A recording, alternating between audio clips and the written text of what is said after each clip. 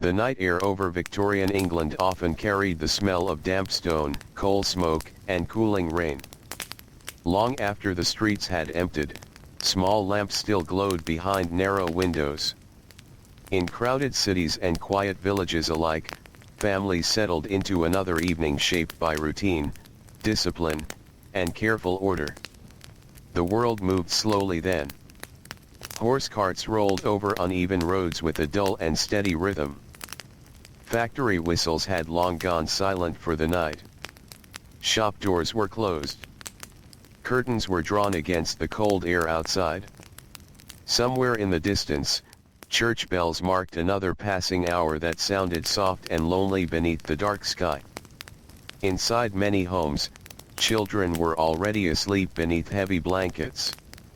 Some rested peacefully in warm rooms beside quiet fireplaces. Others slept close together in cramped spaces where the walls held the cold long after sunset. Their small shoes sat neatly beside beds or beside piles of folded clothing prepared carefully for morning. Victorian society cared deeply about order. Order in the home. Order in schools. Order at church. Order at work. Even childhood itself was expected to fit into this careful structure, like every other part of daily life. In many households, adults believed children needed guidance almost every moment of the day. A quiet child was praised. An obedient child was admired. A child who spoke too loudly, laughed too freely, or wandered too far from expected behavior often faced correction before the day had even fully begun. And so, from the very earliest hours of morning until the final candle was blown out at night, children learned to live within systems built by adults who feared disorder almost as much as poverty itself. As the first pale light of dawn touched the rooftops of London, Manchester, Birmingham, and countless smaller towns, families slowly stirred awake. The streets outside remained grey and wet from the night air. Thin smoke rose from chimneys one by one as servants, mothers, and workers prepared for another demanding day. In wealthier homes, maids moved quietly through long hallways before sunrise. They lit fires in cold bedrooms and carried water for washing. The floors creaked softly beneath their careful footsteps. The house itself seemed half asleep as clocks ticked steadily in dark corners. Children in these homes often woke early. Discipline began almost immediately. Curtains were opened. Beds were made. Hair was brushed neatly. Hands were washed in cold water that shocked the skin awake. There was little room for laziness.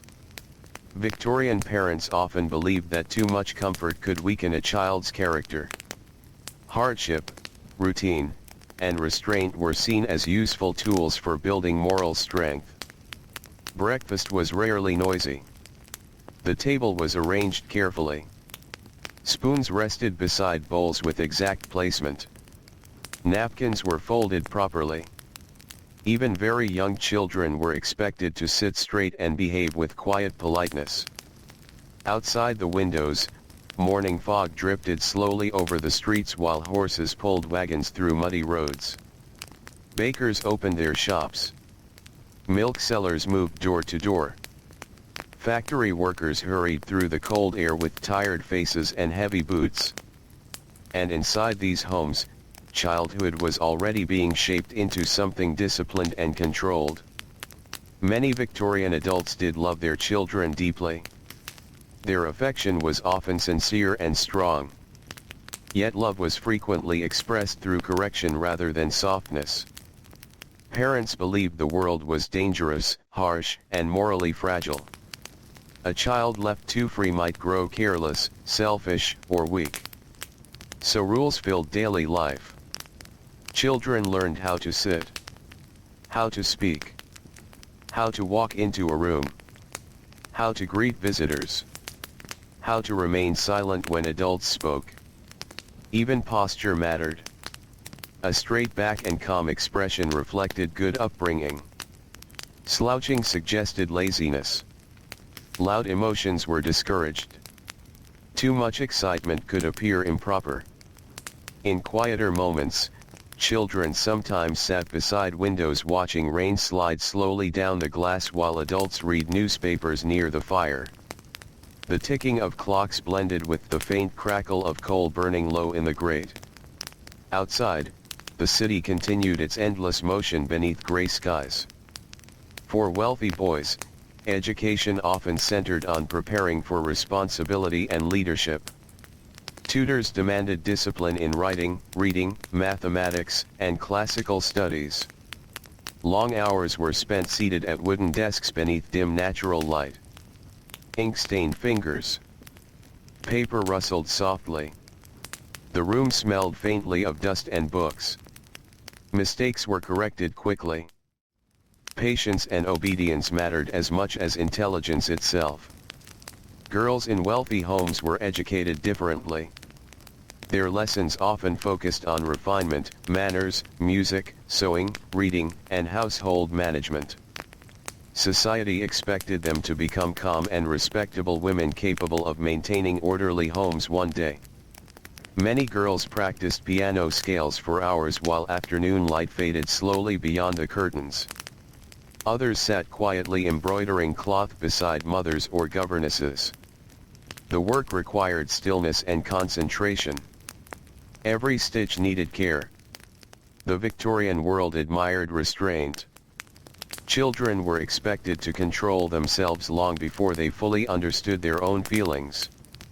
Yet outside wealthy homes, another childhood existed entirely. In working-class districts, the morning began even earlier. Before sunrise, narrow streets already echoed with footsteps. Men and women hurried toward factories beneath the heavy smoke that drifted above industrial cities.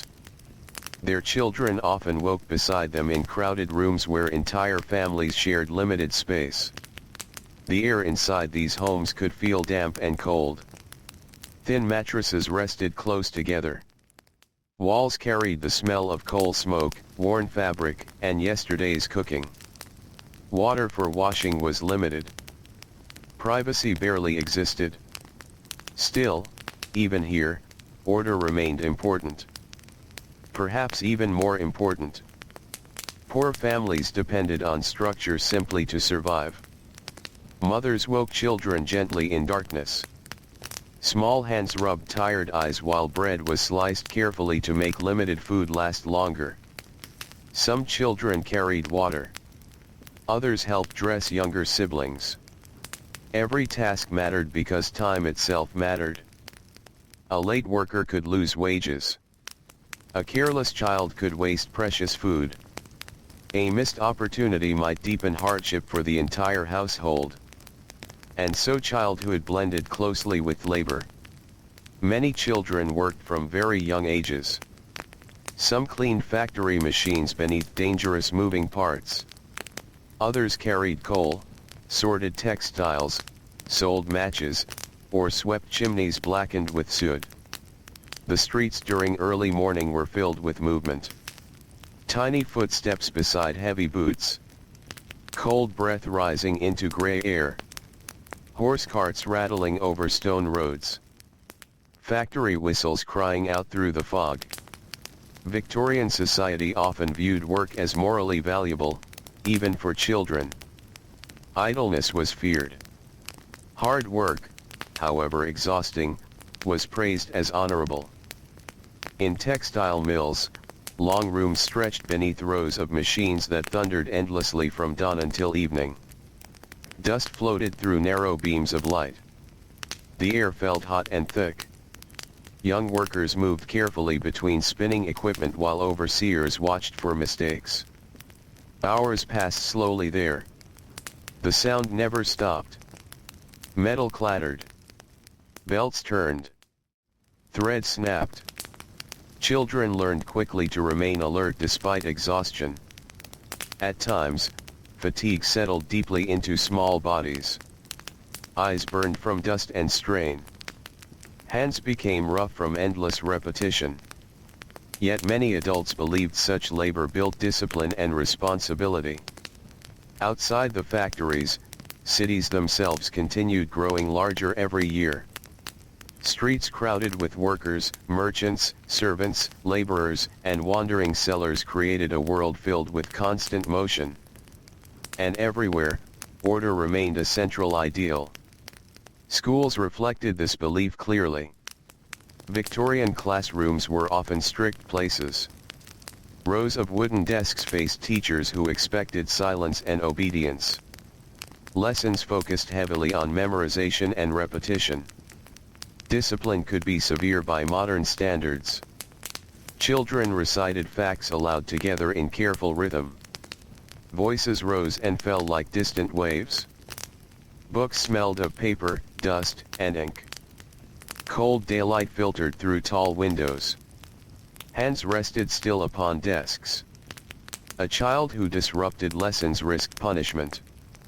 Many schools believed strict correction prepared children for adult life. Teachers often saw themselves as guardians against chaos. Some classrooms held more than 50 children packed closely together. Younger students struggled to remain awake during long lessons after early mornings spent working or helping at home. Yet still they repeated spelling words, copied sentences, and practiced arithmetic beneath watchful eyes. Religion shaped much of this discipline. Victorian Britain was deeply influenced by Christian morality. Many adults believed children were naturally prone to selfishness or misbehavior and required careful guidance to become virtuous adults. Sunday mornings brought another layer of order. Families dressed carefully for church. Shoes were polished. Hair combed neatly. Voices lowered. The sound of church bells drifted slowly through misty streets as crowds gathered beneath tall stone buildings darkened by age and weather. Inside churches, children sat quietly beside parents on wooden pews. Candlelight flickered softly across old walls while ministers spoke about duty, morality, humility, and self-control. The lessons extended beyond religion itself. Church reinforced the broader Victorian belief that a well-ordered society depended upon disciplined individuals. Even playtime often carried rules and supervision. Children certainly laughed and played. They skipped ropes in narrow streets. They rolled hoops beside brick walls. They chased one another through small courtyards or fields beyond crowded neighborhoods. But free wandering was often discouraged. Too much noise seemed improper. Too much imagination could appear foolish. Too much independence worried adults. Childhood was not always viewed as a special protected stage of life the way many people think of it now. Victorian society often saw children as future adults in training, individuals who needed shaping, correcting, and preparing as early as possible. In wealthier homes, nurses and governesses carefully monitored behavior throughout the day. Young children might spend only limited time with parents, especially fathers occupied by business or professional duties. Nurseries became small worlds of structure themselves. Toys were arranged neatly. Meals arrived at fixed hours. Lessons interrupted games. Outdoor walks followed planned routes through parks or quiet streets. Even affection could feel formal. Some parents worried that too much softness might spoil a child's character. Praise was offered carefully. Emotional restraint remained deeply respected. Yet beneath all this structure, children still remained children. A boy might pause beside a rainy window to watch birds settle upon rooftops. A girl might secretly smile while tracing patterns in candle wax. Brothers and sisters whispered stories after bedtime beneath heavy blankets while wind brushed softly against the glass outside. The quiet inner world of childhood continued to exist, even inside strict systems. As evening approached across Victorian towns and cities, workers slowly returned home through crowded streets darkened by smoke and fading light. Gas lamps flickered awake one by one. Their pale glow reflected upon wet pavement and puddles left by afternoon rain. Inside homes, Supper preparations filled kitchens with familiar smells. Boiling potatoes. Fresh bread. Stew simmering slowly over heat. Tea poured carefully into cups. Families gathered together after long days shaped by labor and routine. For some children, evening offered rare moments of comfort. Tired fathers rested beside fireplaces while mothers mended clothing beneath dim light. Younger children leaned sleepily against warm shoulders as the sounds of the city softened outside. But even nighttime followed structure. Bedtimes were expected. Prayers were spoken. Clothing folded neatly. Candles extinguished carefully to avoid waste. Darkness settled slowly across narrow streets while distant carriage wheels echoed faintly in the night. And somewhere inside countless homes, children drifted into sleep already preparing for another carefully ordered day waiting beyond dawn. The Victorian world moved according to schedules, expectations, routines, and rules that reached deeply into every corner of childhood. Order offered safety. Order offered respectability. Order promised stability within a rapidly changing society filled with industrial growth, crowded cities, poverty, disease, and uncertainty. Many adults truly believed discipline protected children from the dangers of moral failure and social decline. And so childhood became something managed carefully, shaped patiently like a garden trimmed into neat lines beneath gray English skies.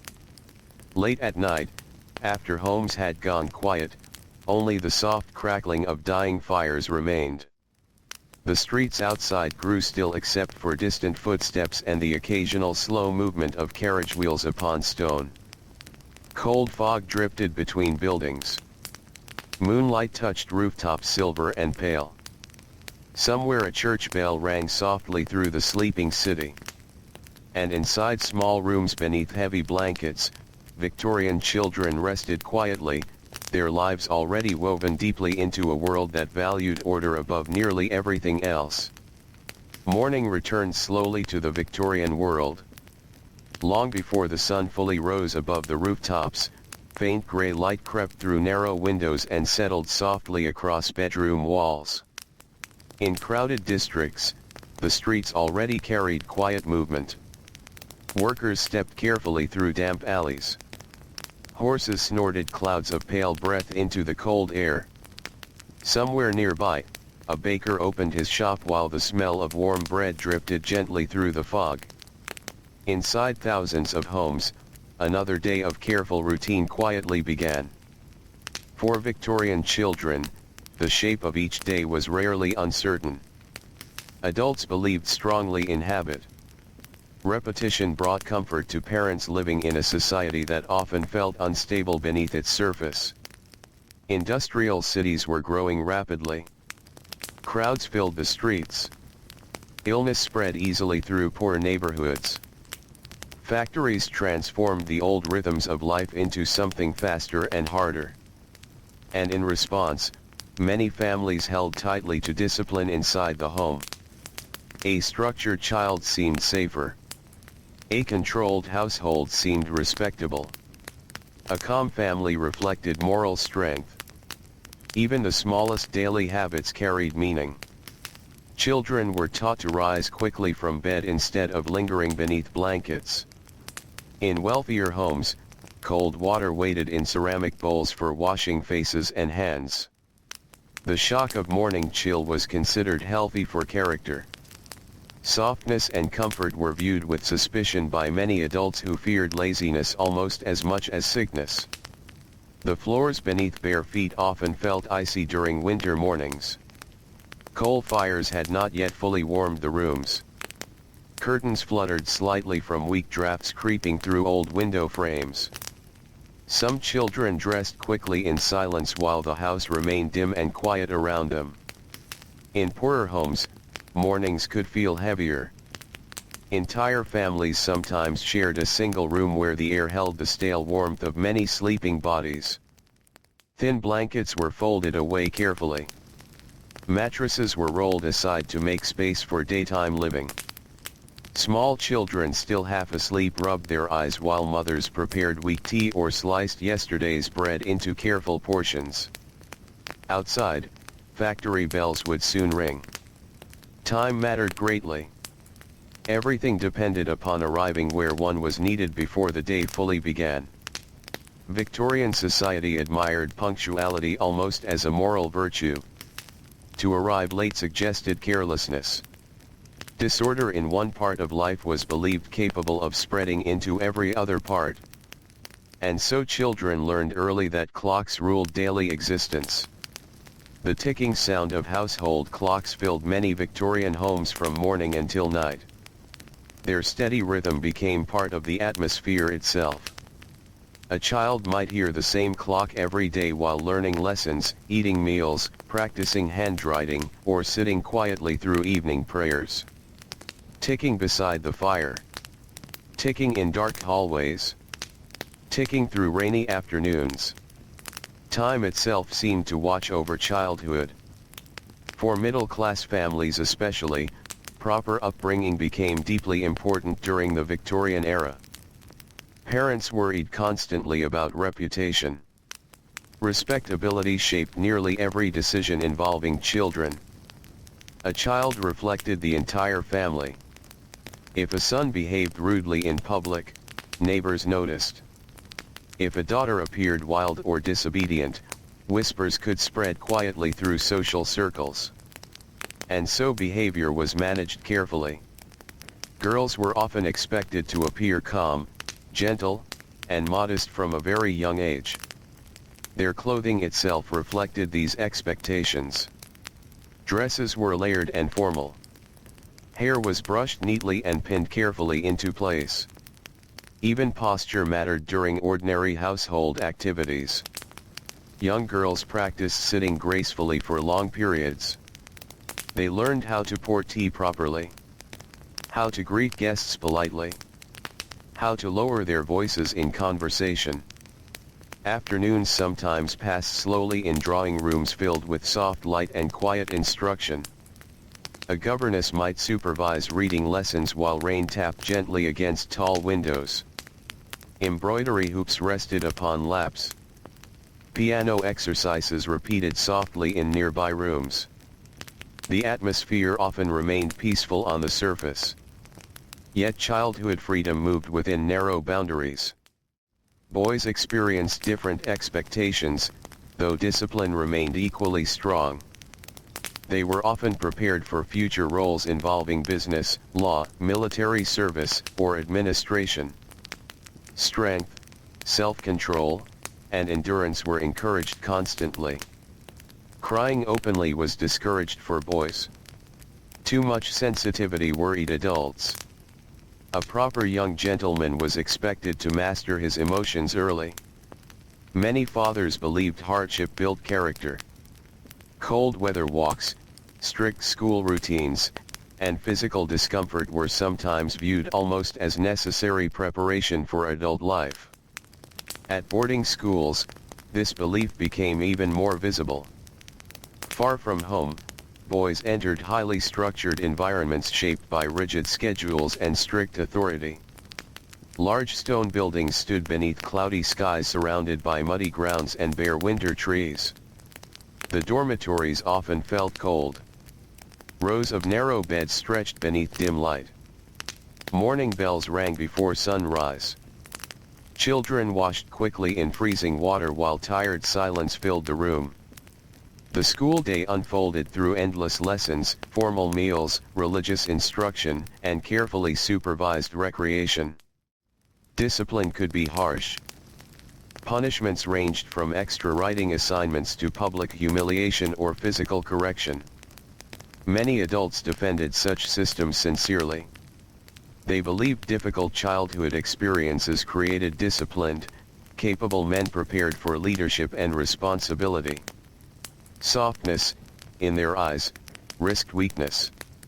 Meanwhile, far from elite schools and comfortable drawing rooms, working-class children faced another form of ordered childhood entirely shaped by labor.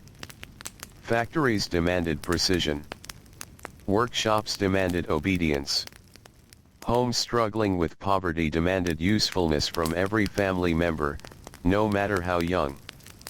In industrial towns, children often walked through dark streets before dawn carrying small lanterns or following older workers toward mills and factories. Smoke already rose thickly above brick buildings long before sunrise colored the sky. The factory interiors could feel overwhelming. Massive machines shook the floors. Steam filled the air. Oil, dust, sweat, and heat blended into a single heavy smell that settled into clothing and skin. Children moved quickly between spinning frames or beneath loud mechanical belts. Their smaller size allowed them to perform dangerous tasks adults could not easily manage. Tiny hands tied broken threads. Thin bodies crawled beneath machinery during brief pauses. Hours stretched endlessly there. Morning faded into afternoon almost unnoticed beneath artificial light and constant noise. Many children grew exhausted long before the workday ended. Some leaned against walls during brief breaks, eyes heavy from fatigue. Others ate simple meals of bread or potatoes while seated upon wooden crates beside factory floors. Yet Victorian society often viewed this labor through the language of morality. Work built discipline. Work prevented idleness. Work taught responsibility. At least, that is what many adults believed. There were voices who objected strongly to child labor. Reformers, writers, doctors, and social investigators slowly began exposing the harsh realities children faced in factories, mines, and crowded slums. Reports described exhaustion, illness, injuries, and long working hours endured by very young laborers. But change came slowly. The belief in order remained powerful. Even poor families sometimes accepted strict labor as unavoidable or even beneficial because survival itself depended upon every member contributing something. In fishing villages along cold coasts, children woke before dawn to help mend nets or sort catches beside the sea. Their fingers stiffened from icy air while waves rolled quietly against wooden docks. Salt clung to clothing. Gulls circled overhead beneath pale skies. In farming communities, children carried water, gathered eggs, fed animals, and worked beside parents in muddy fields. Rural life followed older rhythms shaped by seasons instead of factory whistles, yet discipline remained deeply woven into daily routine there as well. The Victorian child was rarely left entirely idle. Even leisure carried lessons. Books for children often focused heavily upon morality and obedience. Stories warned against dishonesty, laziness, greed, or disobedience. Good children were rewarded. Careless children faced consequences. Adults hoped such stories would shape character quietly over time. In nurseries and schoolrooms, children memorized poems, religious passages, and moral instructions. Repetition filled much of Victorian education because repetition itself was believed to train the mind toward discipline. Some afternoons passed in almost complete silence except for pages turning or pens scratching carefully across paper. Ink bottles sat neatly upon desks. Dust floated lazily through narrow beams of sunlight. Outside, rain drifted slowly over rooftops while distant carriage wheels echoed faintly along wet streets. And within these calm rooms, childhood was carefully organized into lessons, routines, and expectations. Even emotions became subjects requiring management. Victorian society valued emotional restraint. Open displays of anger, excitement, grief, or joy were often softened beneath rules of polite behavior. Children learned early to control expressions and voices in public settings. A child upset during dinner might be told gently but firmly to compose themselves. A boy frightened at school could be encouraged to remain brave and silent. A girl overwhelmed by frustration might be reminded to behave like a proper young lady. These expectations created households that often appeared calm on the surface. Parlors remained orderly. Meals proceeded quietly. Visitors observed polite children speaking carefully under adult supervision. Yet beneath this calmness, children still carried their own private fears, dreams, and longings. At night, after strict routines ended, quieter moments sometimes emerged. Brothers whispered beneath blankets. Sisters shared secret thoughts in candlelight. Children listened to rain tapping softly against rooftops while imagining distant places beyond their narrow routines. Some stared out bedroom windows toward smoky city skies, wondering what freedom might feel like beyond schedules and supervision. But morning always returned. And with it came another carefully structured day. As the Victorian era continued, ideas about childhood slowly began to shift in certain parts of society. Some writers and thinkers argued children deserved greater kindness and protection. New laws gradually limited the harshest forms of child labor. Schools slowly expanded. Public concern for child welfare increased little by little. Still, the older belief remained deeply rooted. Order first. Discipline first. Preparation for adulthood first. The child's inner world often came second. Late in the evening, Victorian homes settled once more into silence. Coal fires burned lower.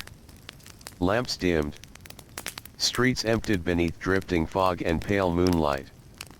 Mothers folded clothing beside fading candlelight. Fathers rested heavily after long hours of work.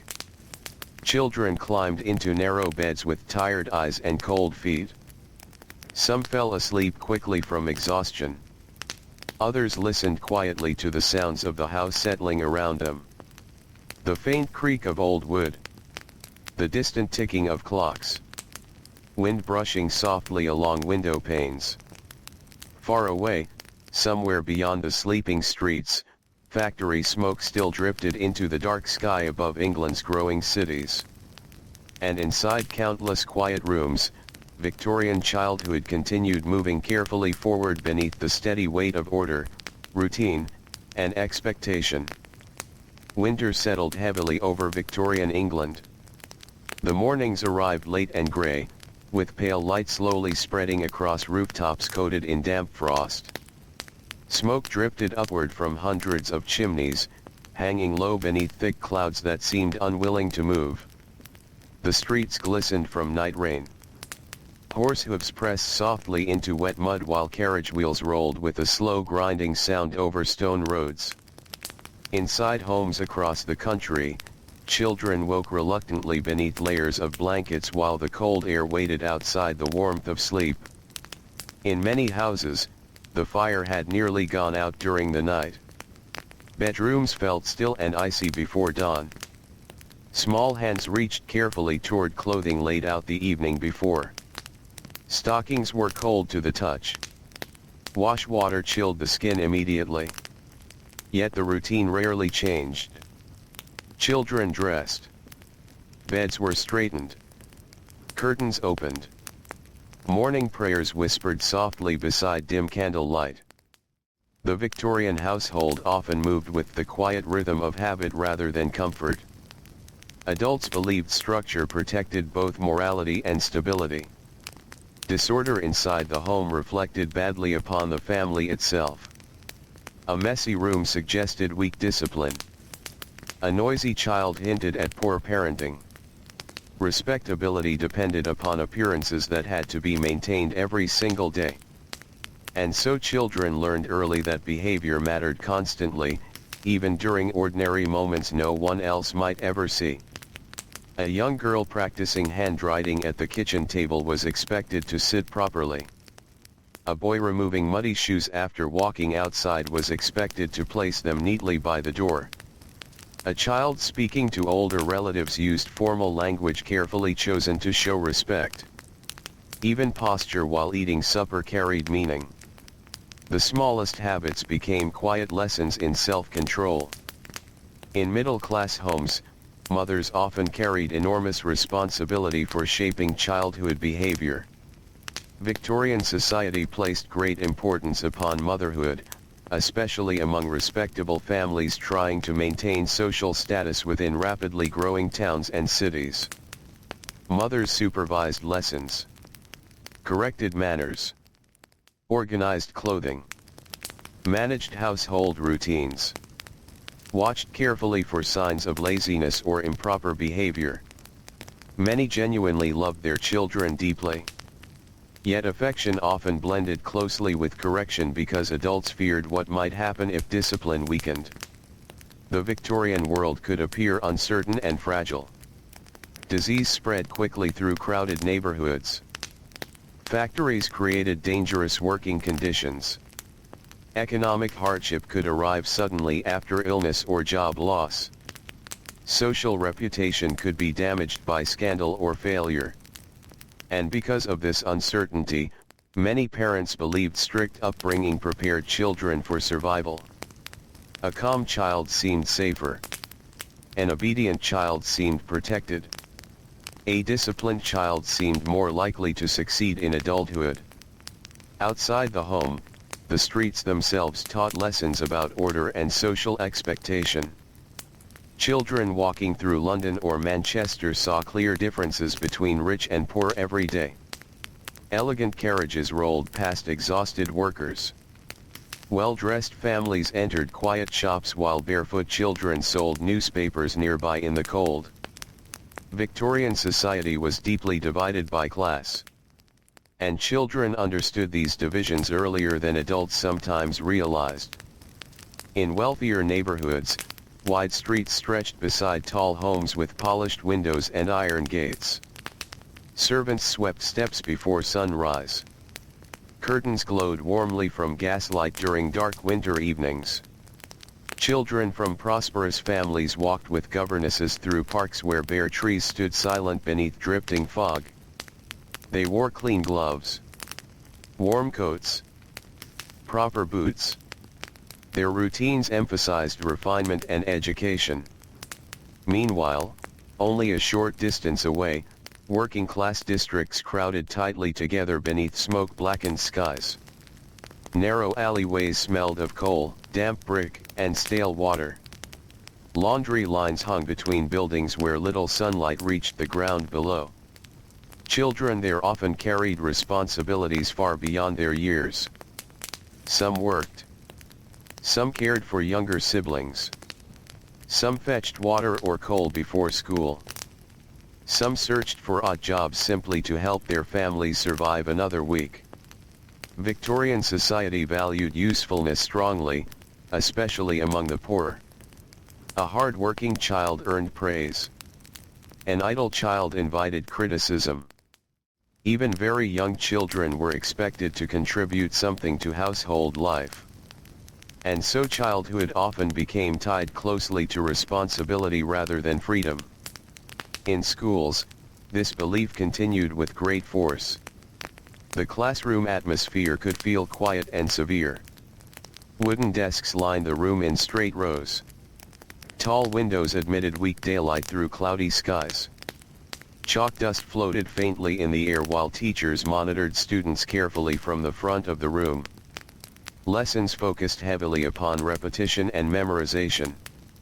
Children copied sentences again and again until handwriting improved. Mathematical tables were recited aloud together. Spelling exercises filled entire afternoons. Mistakes were corrected firmly. Many teachers believed strict discipline created strong moral character. Silence was admired because silence suggested self-control. A noisy classroom implied disorder, and disorder was deeply feared. The sounds inside Victorian schools often followed predictable patterns. Pages turning softly. Pens scratching across paper. A teacher's shoes moving slowly between desks. Rain tapping gently against windows during dark afternoons. Occasionally, distant bells echoed through the streets outside. Some children enjoyed learning despite the strictness. Books offered glimpses into worlds beyond crowded neighborhoods and endless factory labor. Reading created moments of quiet imagination inside lives otherwise shaped by routine. But education itself remained unequal. Wealthy boys studied subjects preparing them for leadership and professional careers. Girls learned accomplishments thought suitable for future wives and mothers. Poor children often received only basic instruction before work responsibilities pulled them away entirely. The Victorian idea of childhood depended greatly upon class.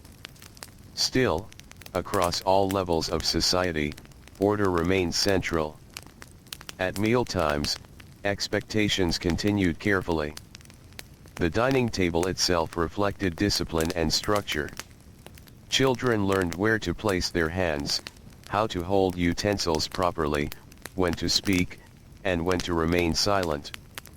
In wealthier homes, formal dinners could feel long and exhausting for young children trying to maintain perfect behavior beneath adult observation. Candles flickered softly across polished silverware. The smell of roasted meat drifted warmly through the room.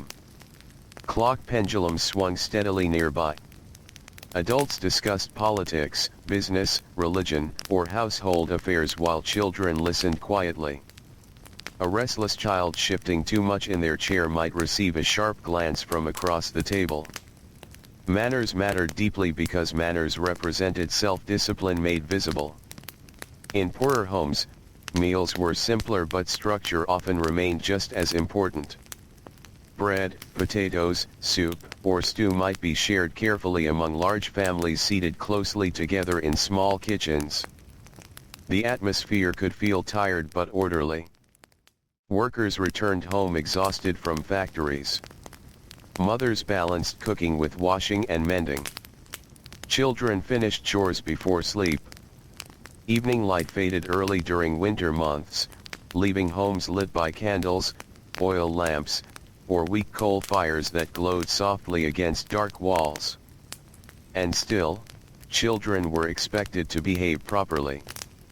The Victorian era often treated childhood less as a protected world and more as preparation for adulthood. Many adults believed life itself was difficult by nature. Hardship could not be avoided, only endured with dignity and discipline. Because of this belief, emotional toughness became highly valued. Children were encouraged to suppress complaints. Fear was hidden.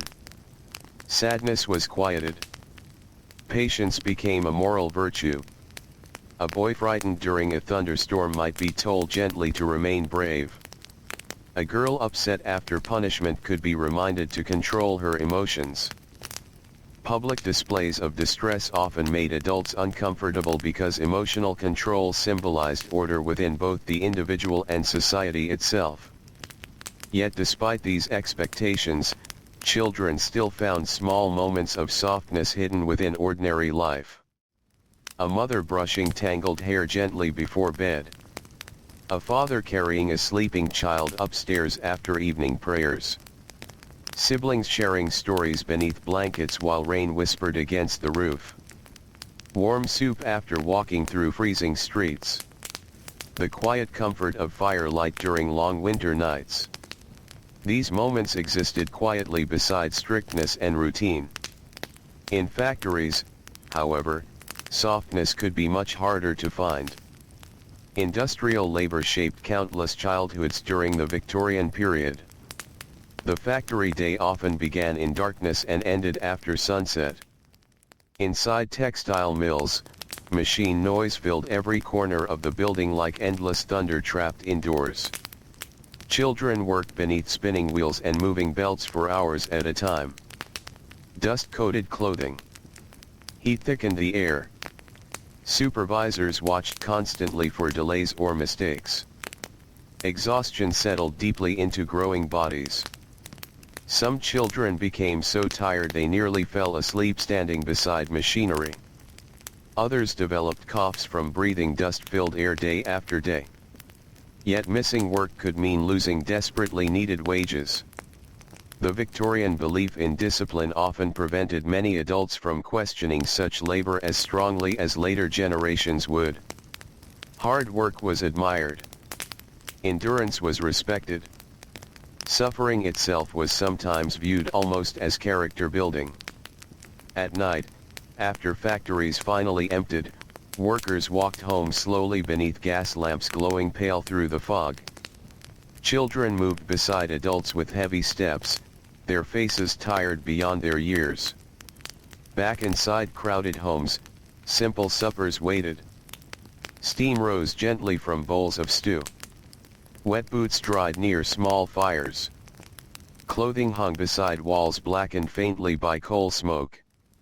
Then, at last, sleep slowly arrived. The city itself quieted gradually after midnight. Carriages became less frequent. Factory whistles fell silent. Only distant footsteps or barking dogs disturbed the stillness beneath the cold sky. And in tiny rooms across Victorian England, children rested beneath worn blankets while tomorrow's routines already waited silently beyond dawn. The Victorian world believed deeply in control. Control over emotion. Control over behavior. Control over time, work, family, and social order. Childhood became one more part of this larger system. A child represented hope for the future, certainly. But also responsibility. And responsibility required shaping carefully through rules, habits, correction, and discipline repeated day after day across years of growing life. Outside, winter wind moved softly through narrow streets lined with dark brick buildings. Smoke drifted slowly upward into the sleeping sky. Frost gathered along windows while church bells echoed faintly somewhere in the distance. And inside the quiet homes of Victorian England, countless children slept peacefully for a few short hours before another ordered morning would begin once again. By the middle of the 19th century, the rhythm of Victorian life had become deeply tied to industry, routine, and quiet endurance. Across England, Scotland, and Wales, the sound of machinery blended with the older sounds of church bells, horse carts, and footsteps on wet stone streets. Morning fog drifted heavily through industrial towns where tall chimneys stood above rows of narrow brick houses. Coal smoke settled low across the rooftops. The air smelled faintly of ash, damp wool, and burning fuel that never seemed to disappear completely. Children woke inside this world every day. Some opened their eyes beneath soft blankets in carefully decorated nurseries where the fire already crackled gently against the cold.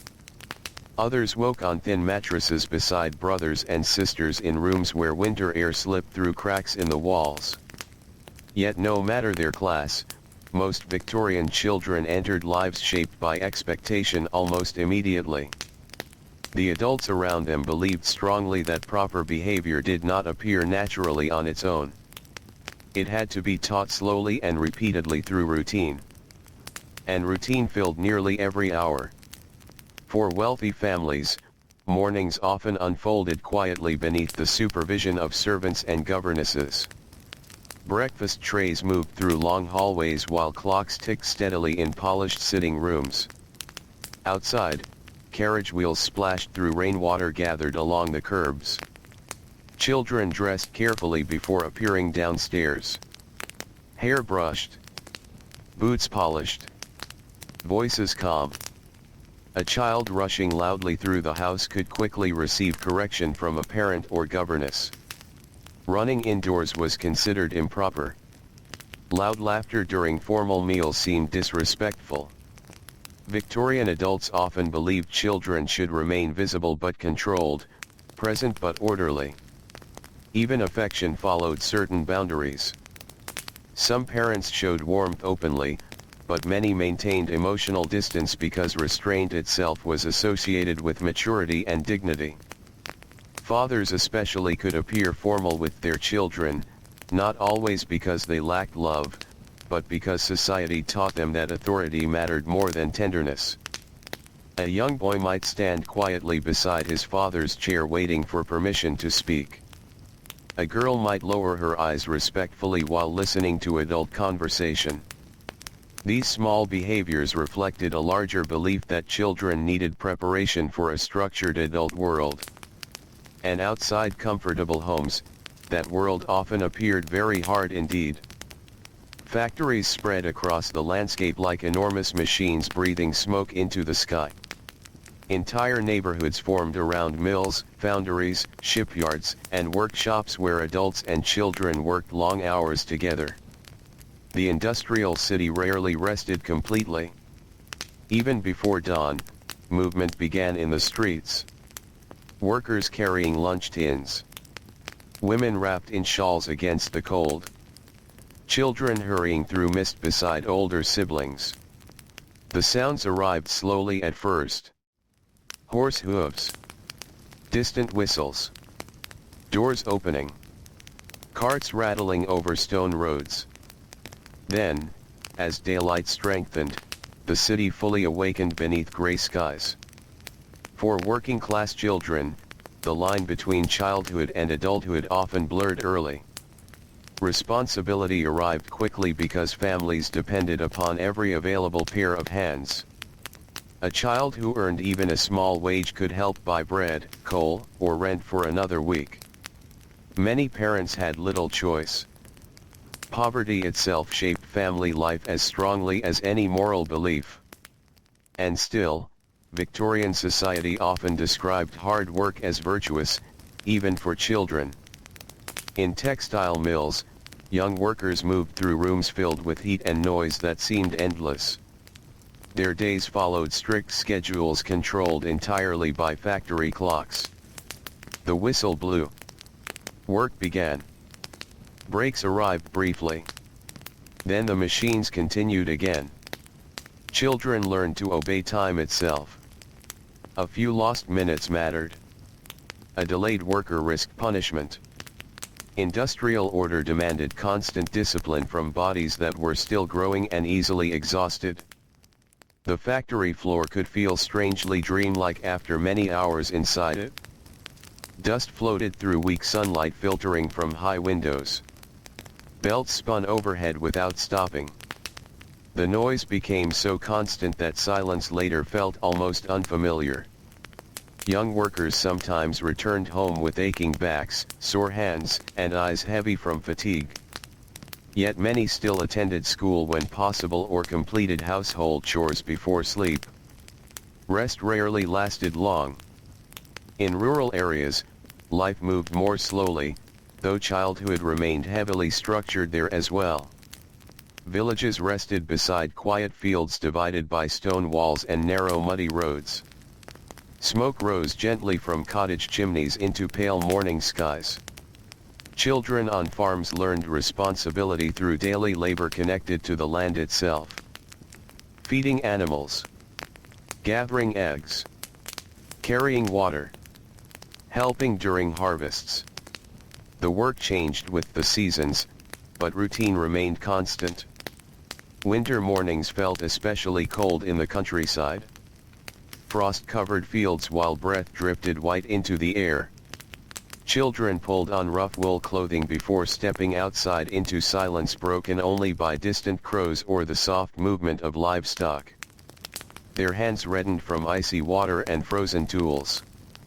Still, work continued steadily. Victorian culture admired endurance deeply. Complaining too much suggested weakness. Patience became a kind of moral achievement. This belief influenced schools just as strongly as homes and workplaces. Teachers expected children to sit still for long periods regardless of discomfort. Desks felt hard. Classrooms could become cold during winter and stuffy during warmer months. Yet students were expected to focus carefully through every lesson. The atmosphere often carried a strange mixture of order and exhaustion. Ink-stained fingertips. Books smelled faintly of dust and paper. Boots scraped softly across wooden floors. Outside, Rain tapped slowly against tall windows while children copied lessons again and again beneath watchful eyes. Discipline varied between schools, but punishment remained common. Many adults believed fear encouraged proper behavior. A child who disobeyed authority needed correction before bad habits became permanent. Some schools used canes. Others relied upon public shame or isolation. The goal was rarely cruelty for its own sake. Rather, Victorian society sincerely believed discipline protected both the child and society itself from moral decline. At the same time, ideas about childhood slowly began changing beneath the surface. Writers, reformers, and doctors increasingly questioned whether children should live under such harsh expectations. Stories describing poor child workers reached middle-class readers through newspapers and books. Images of exhausted factory children stirred sympathy in ways earlier generations might not have fully understood. Gradually, some families became more emotionally expressive with their children. Slowly, certain schools softened discipline. Little by little, the idea emerged that childhood itself might deserve protection rather than strict preparation alone. But these changes came unevenly. For millions of children, daily life remained filled with order, labor, and restraint. Even recreation often carried moral supervision. Parks became popular spaces where middle-class families could walk safely away from crowded streets. Children played carefully organized games beneath the eyes of parents or governesses. Boys sailed toy boats across ponds. Girls carried hoops or skipping ropes along gravel paths lined with bare winter trees. The atmosphere could feel peaceful. Birdsong mixed softly with distant carriage wheels. Cold sunlight filtered through branches. Nurses pushed prams slowly along quiet paths. Yet freedom still remained limited. Children were watched constantly. Behavior mattered everywhere. A respectable child reflected respectable parenting. Inside the home during evenings, the pace slowed gently after long working days. Lamps glowed warmly against darkening walls. Curtains closed against the cold outside.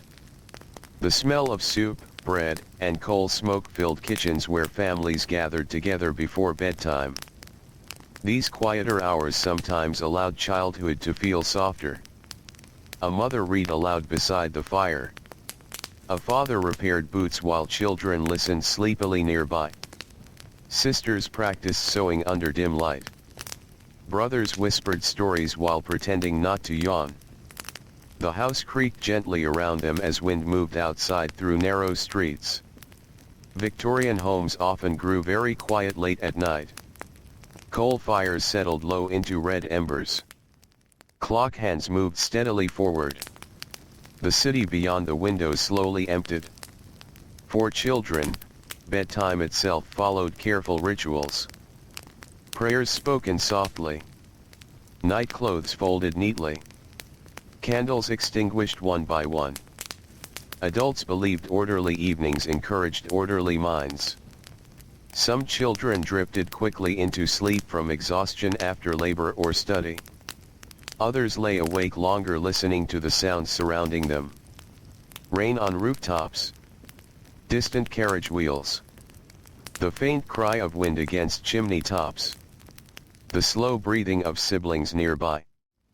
And beneath all these quiet nighttime sounds rested the larger rhythm of Victorian society itself, a world trying constantly to maintain control in an age changing faster than many people fully understood. Industry transformed cities. Science challenged old beliefs. Crowds expanded. Empires grew. Poverty deepened beside wealth. In response, order became almost sacred. Families clung to discipline because discipline felt stable. Schools demanded obedience because obedience promised control. Society shaped childhood carefully because adults feared what chaos might bring if structure disappeared. And so generation after generation of Victorian children grew up inside systems built upon routine, restraint, and moral expectation. Outside, the winter night deepened slowly over England's sleeping towns and cities. Fog drifted silently along empty streets while gas lamps glowed pale beneath the darkness. Somewhere far away, a train moved across the countryside carrying passengers through the cold night air. And inside quiet bedrooms, beneath blankets warmed by fading fires, Victorian children slept while tomorrow's carefully ordered world waited patiently for dawn once more. As the years passed deeper into the Victorian age, the idea of a proper child became more clearly defined in homes, schools, churches, and workplaces across Britain. Adults spoke often about character, discipline, and moral behavior. These words floated gently through daily life like the constant smoke above industrial rooftops. Character had to be built carefully. Discipline had to begin early. And childhood itself became the foundation upon which adulthood would someday stand.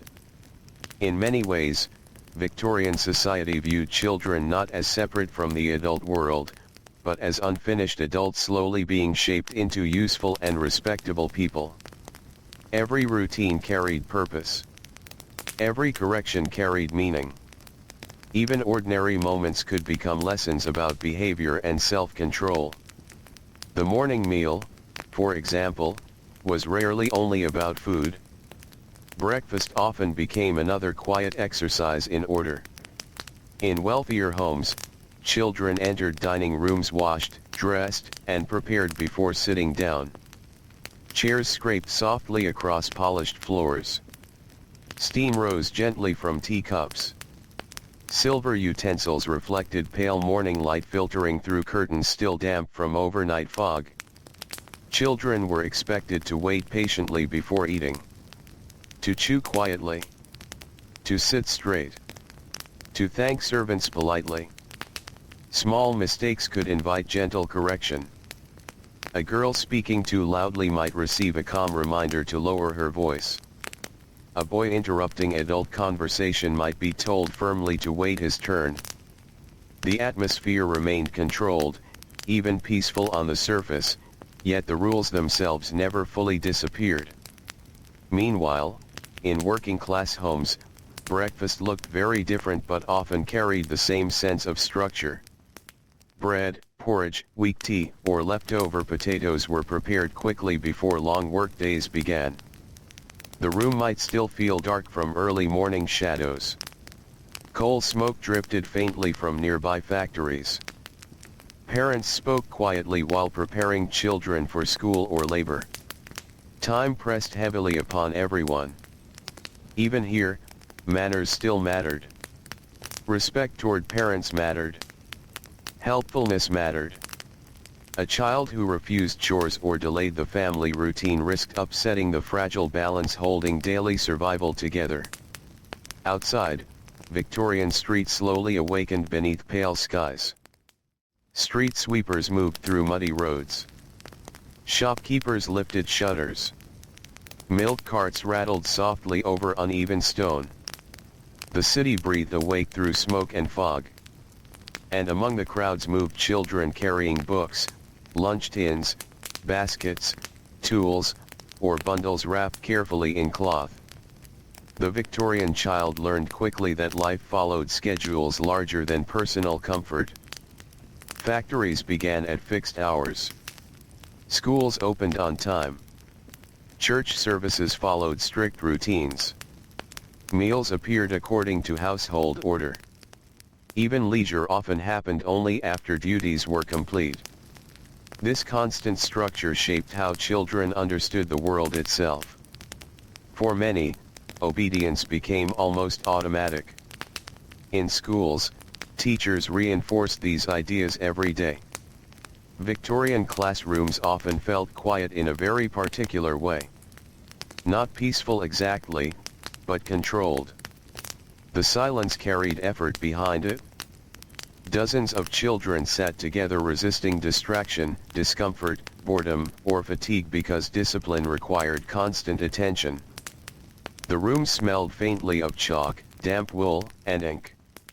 Winter coats hung beside doors still wet from rain. Wooden floors creaked beneath careful footsteps. Teachers stood before blackboards writing lessons in neat lines while students copied each word with concentration. Some children feared making mistakes publicly. Reading aloud incorrectly or failing arithmetic exercises could bring embarrassment before the entire class. Victorian education relied heavily upon correction because many adults believed failure itself encouraged improvement. Praise existed, certainly. But criticism often appeared more frequently. A child who performed well was expected simply to continue doing well. Success represented duty fulfilled. And beneath all this discipline lay a deeper fear shared by much of Victorian society, the fear of disorder. Industrial Britain changed rapidly during the 19th century. Cities expanded faster than anyone had expected. Crowded slums appeared beside enormous factories. Disease spread through polluted neighborhoods. Poverty remained visible everywhere despite growing wealth. To many adults, social order seemed fragile. And children became symbols of the future stability society hoped to preserve. Well-behaved children represented hope. Disobedient children represented danger. This belief reached deeply into religion as well. Churches played an enormous role in Victorian childhood. Sunday services shaped family life across social classes. Even poor families struggling through difficult weeks often dressed carefully for church each Sunday morning. The bells rang slowly through cold air. People gathered beneath gray skies carrying worn prayer books. Children walked beside parents in polished shoes or carefully brushed coats. Inside churches, the atmosphere felt solemn and still. Candles flickered softly. Wooden pews creaked gently. Voices rose together during hymns that echoed beneath high ceilings. Ministers spoke about humility, honesty, duty, obedience, and moral strength. Children listened quietly while adults reinforced these lessons at home afterward. Religious instruction often emphasized self-control. Temptation had to be resisted. Bad habits had to be corrected early. The disciplined child appeared morally safer in a world believed vulnerable to sin and social decline. Even games and entertainment reflected these concerns. Victorian parents sometimes worried that too much play encouraged laziness or foolishness. Leisure needed balance and supervision. Toys themselves could carry educational purpose. Puzzles sharpened the mind. Books taught morality. Music lessons encouraged refinement and patience. Children certainly still laughed, imagined stories, climbed fences, chased one another through alleys, and whispered secrets beneath blankets. But much of their free time remained guided carefully by adults who believed unstructured freedom could become dangerous. For girls especially, expectations often felt narrow and closely watched. Victorian femininity valued gentleness, modesty, calmness, and domestic skill. Young girls practiced sewing, embroidery, reading, music, and household manners from early childhood. Many spent long afternoons indoors. Rain slid slowly down windows. Tea cooled quietly on nearby tables. Needles moved carefully through fabric while governesses corrected posture or pronunciation. A proper Victorian girl learned not only what to do, but how to appear while doing it. Gracefulness mattered. Composure mattered. Too much boldness or independence could attract criticism. Boys experienced different pressures. They were expected to grow into disciplined men capable of leadership, work, and emotional restraint. Toughness became deeply admired within male education and upbringing. At boarding schools, many boys lived under highly structured conditions that could feel cold and emotionally distant. Morning bells interrupted sleep before dawn. Dormitories echoed with footsteps and whispered conversation. Cold water splashed against tired faces. Lessons stretched through long gray days beneath strict supervision. Homesickness was rarely encouraged openly. Fear had to be hidden. Strength meant enduring discomfort quietly. Some boys carried loneliness silently for years.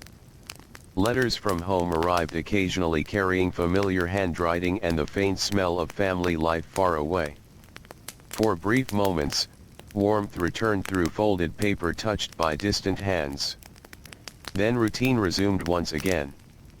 Meanwhile, countless poor children continued living far harsher childhoods entirely. In mines, some children worked underground in darkness broken only by weak lantern light. Narrow tunnels smelled of earth, sweat, and coal dust. The air felt heavy and damp. Hours passed slowly beneath the ground where sunlight never reached. Others sold flowers, matches, or newspapers through crowded city streets. Rain soaked their clothing. Cold wind reddened their hands. Fog wrapped around gas lamps during long evenings as they searched for customers among strangers hurrying home. Many adults pitied these children. Many others accepted such hardship as unavoidable. The Victorian belief in labor remained powerful. Work disciplined the body. Work disciplined the mind. Work protected against idleness. And because childhood itself was viewed largely as preparation for adult life, hard labor could seem strangely appropriate within that worldview. Yet change slowly approached. Writers described the suffering of poor children in novels and newspaper reports.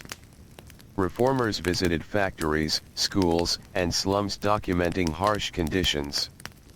Gradually, public concern increased regarding child welfare, education, and labor laws. But cultural beliefs do not disappear quickly. Even as reforms emerged, the old ideals of order and discipline remained deeply woven into Victorian society. Late in the evening, after long days of work and instruction, homes grew quiet once more. The fire dimmed low. Dishes were washed. Boots dried beside the hearth. Children prepared for bed beneath soft candlelight that flickered against wallpaper and old wooden furniture. Some mothers brushed tangled hair gently before sleep. Some fathers checked schoolwork beside tired children struggling to keep their eyes open. Outside, cold rain drifted through narrow streets where the final carts rolled slowly home through the fog. And upstairs, in small bedrooms warmed by blankets and fading fires, children settled into silence while the great machinery of Victorian society rested only briefly before morning returned again. During the quieter hours of Victorian evenings, when the streets finally began to empty and the factory smoke drifted more slowly across the rooftops, families often gathered close together indoors against the cold. The outside world could feel enormous and uncertain. Fog wrapped itself around gas lamps. Rain tapped softly against window panes. Distant carriage wheels echoed through narrow streets before fading again into silence. And inside these homes, childhood continued beneath the warm glow of candlelight and coal fires. For many children, evening others relied upon public shame or isolation. The goal was rarely cruelty for its own sake. Rather, Victorian society sincerely believed discipline protected both the child and society itself from moral decline. At the same time, ideas about childhood slowly began changing beneath the surface. Writers, reformers, and doctors increasingly questioned whether children should live under such harsh expectations. Stories describing poor child workers reached middle-class readers through newspapers and books. Images of exhausted factory children stirred sympathy in ways earlier generations might not have fully understood. Gradually, some families became more emotionally expressive with their children. Slowly, certain schools softened discipline. Little by little, the idea emerged that childhood itself might deserve protection rather than strict preparation alone. But these changes came unevenly. For millions of children, daily life remained filled with order, labor, and restraint. Even recreation often carried moral supervision. Parks became popular spaces where middle-class families could walk safely away from crowded streets. Children played carefully organized games beneath the eyes of parents or governesses. Boys sailed toy boats across ponds. Girls carried hoops or skipping ropes along gravel paths lined with bare winter trees. The atmosphere could feel peaceful. Birdsong mixed softly with distant carriage wheels. Cold sunlight filtered through branches. Nurses pushed prams slowly along quiet paths. Yet freedom still remained limited. Children were watched constantly. Behavior mattered everywhere. A respectable child reflected respectable parenting. Inside the home during evenings, the pace slowed gently after long working days. Lamps glowed warmly against darkening walls. Curtains closed against the cold outside. The smell of soup, bread, and coal smoke filled kitchens where families gathered together before bedtime. These quieter hours sometimes allowed childhood to feel softer. A mother read aloud beside the fire. A father repaired boots while children listened sleepily nearby. Sisters practiced sewing under dim light.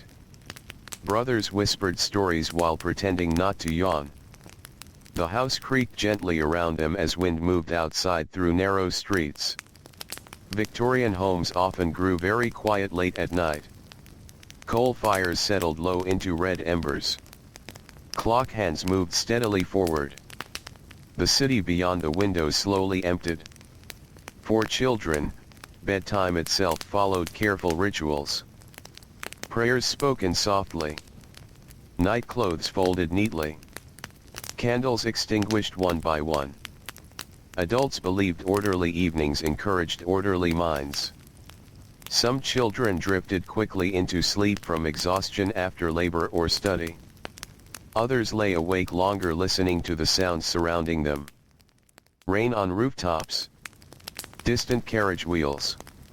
The faint cry of wind against chimney tops. The slow breathing of siblings nearby. And beneath all these quiet nighttime sounds rested the larger rhythm of Victorian society itself, a world trying constantly to maintain control in an age changing faster than many people fully understood. Industry transformed cities. Science challenged old beliefs. Crowds expanded. Empires grew. Poverty deepened beside wealth. In response, order became almost sacred. Families clung to discipline because discipline felt stable. Schools demanded obedience because obedience promised control. Society shaped childhood carefully because adults feared what chaos might bring if structure disappeared. And so generation after generation of Victorian children grew up inside systems built upon routine, restraint, and moral expectation. Outside, the winter night deepened slowly over England's sleeping towns and cities. Fog drifted silently along empty streets while gas lamps glowed pale beneath the darkness. Somewhere far away, a train moved across the countryside carrying passengers through the cold night air. And inside quiet bedrooms, beneath blankets warmed by fading fires, Victorian children slept while tomorrow's carefully ordered world waited patiently for dawn once more. As the years passed deeper into the Victorian age, the idea of a proper child became more clearly defined in homes, schools, churches, and workplaces across Britain. Adults spoke often about character, discipline, and moral behavior. These words floated gently through daily life like the constant smoke above industrial rooftops. Character had to be built carefully. Discipline had to begin early. And childhood itself became the foundation upon which adulthood would someday stand. In many ways, Victorian society viewed children not as separate from the adult world, but as unfinished adults slowly being shaped into useful and respectable people. Every routine carried purpose. Every correction carried meaning. Even ordinary moments could become lessons about behavior and self-control. The morning meal, for example, was rarely only about food. Breakfast often became another quiet exercise in order. In wealthier homes, children entered dining rooms washed, dressed, and prepared before sitting down. Chairs scraped softly across polished floors. Steam rose gently from teacups. Silver utensils reflected pale morning light filtering through curtains still damp from overnight fog. Children were expected to wait patiently before eating. To chew quietly. To sit straight. To thank servants politely. Small mistakes could invite gentle correction. A girl speaking too loudly might receive a calm reminder to lower her voice. A boy interrupting adult conversation might be told firmly to wait his turn. The atmosphere remained controlled, even peaceful on the surface, yet the rules themselves never fully disappeared.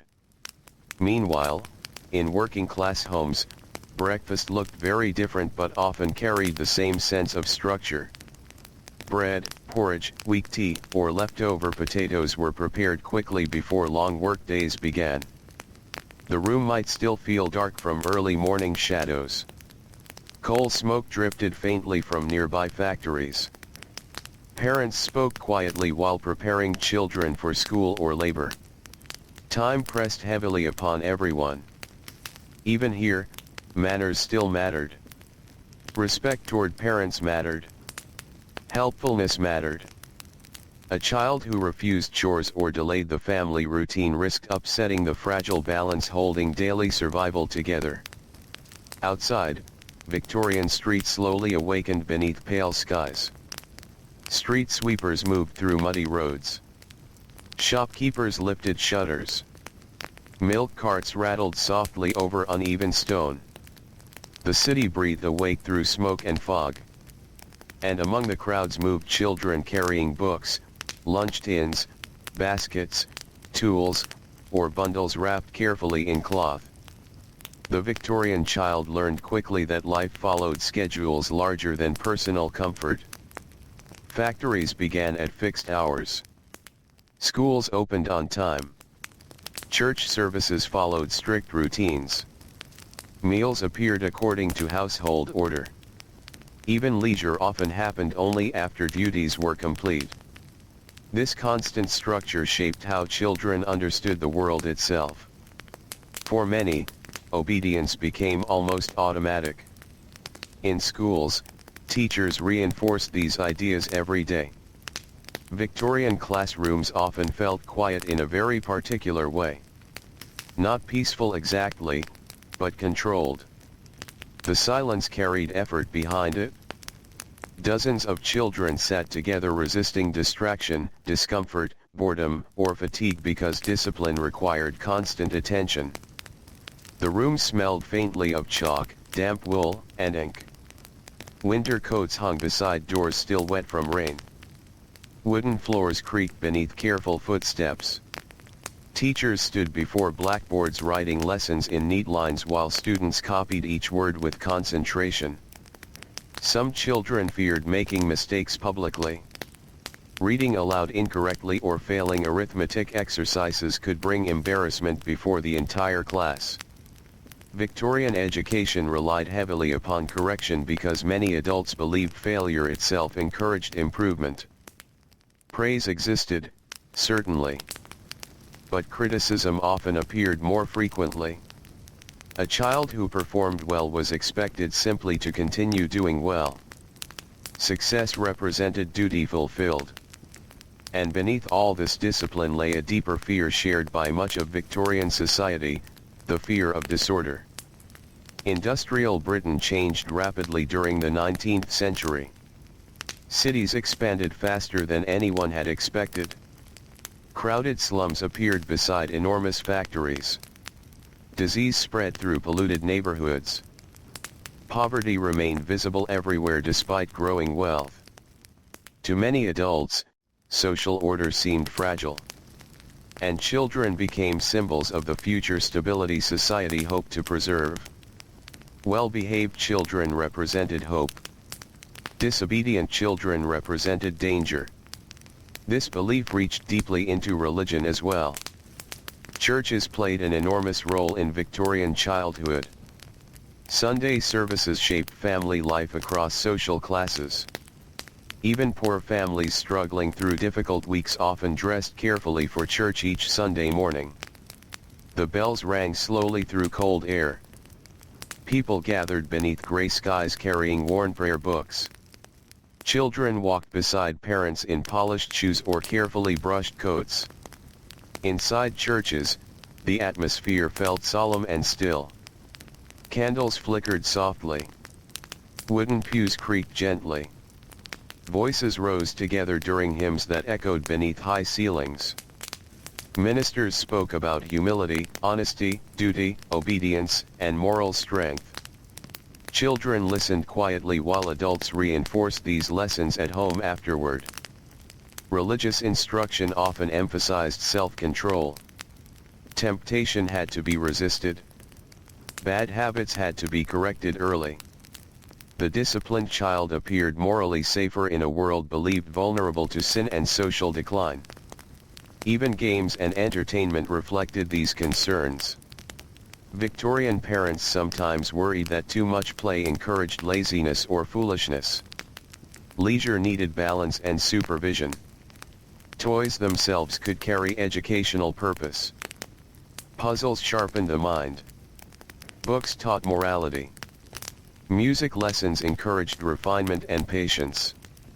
Children certainly still laughed, imagined stories, climbed fences, chased one another through alleys, and whispered secrets beneath blankets. But much of their free time remained guided carefully by adults who believed unstructured freedom could become dangerous. For girls especially, expectations often felt narrow and closely watched. Victorian femininity valued gentleness, modesty, calmness, and domestic skill. Young girls practiced sewing, embroidery, reading, music, and household manners from early childhood. Many spent long afternoons indoors. Rain slid slowly down windows. Tea cooled quietly on nearby tables. Needles moved carefully through fabric while governesses corrected posture or pronunciation. A proper Victorian girl learned not only what to do, but how to appear while doing it. Gracefulness mattered. Composure mattered. Too much boldness or independence could attract criticism.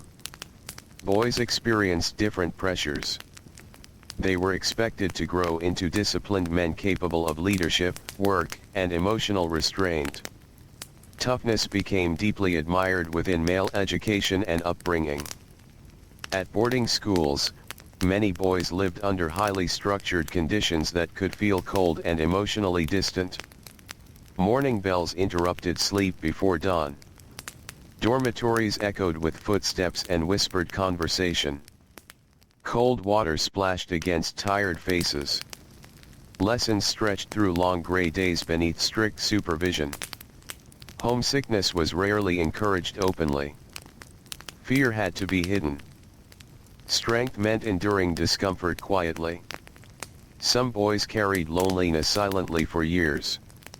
Letters from home arrived occasionally carrying familiar handwriting and the faint smell of family life far away.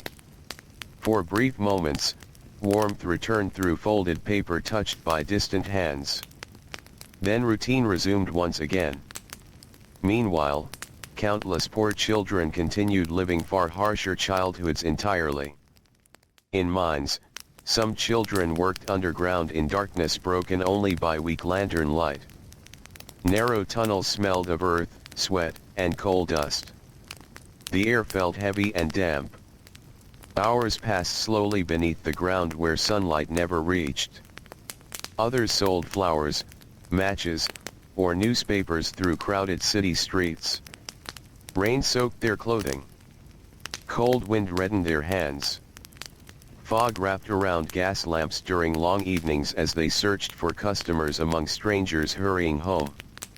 Many adults pitied these children. Many others accepted such hardship as unavoidable.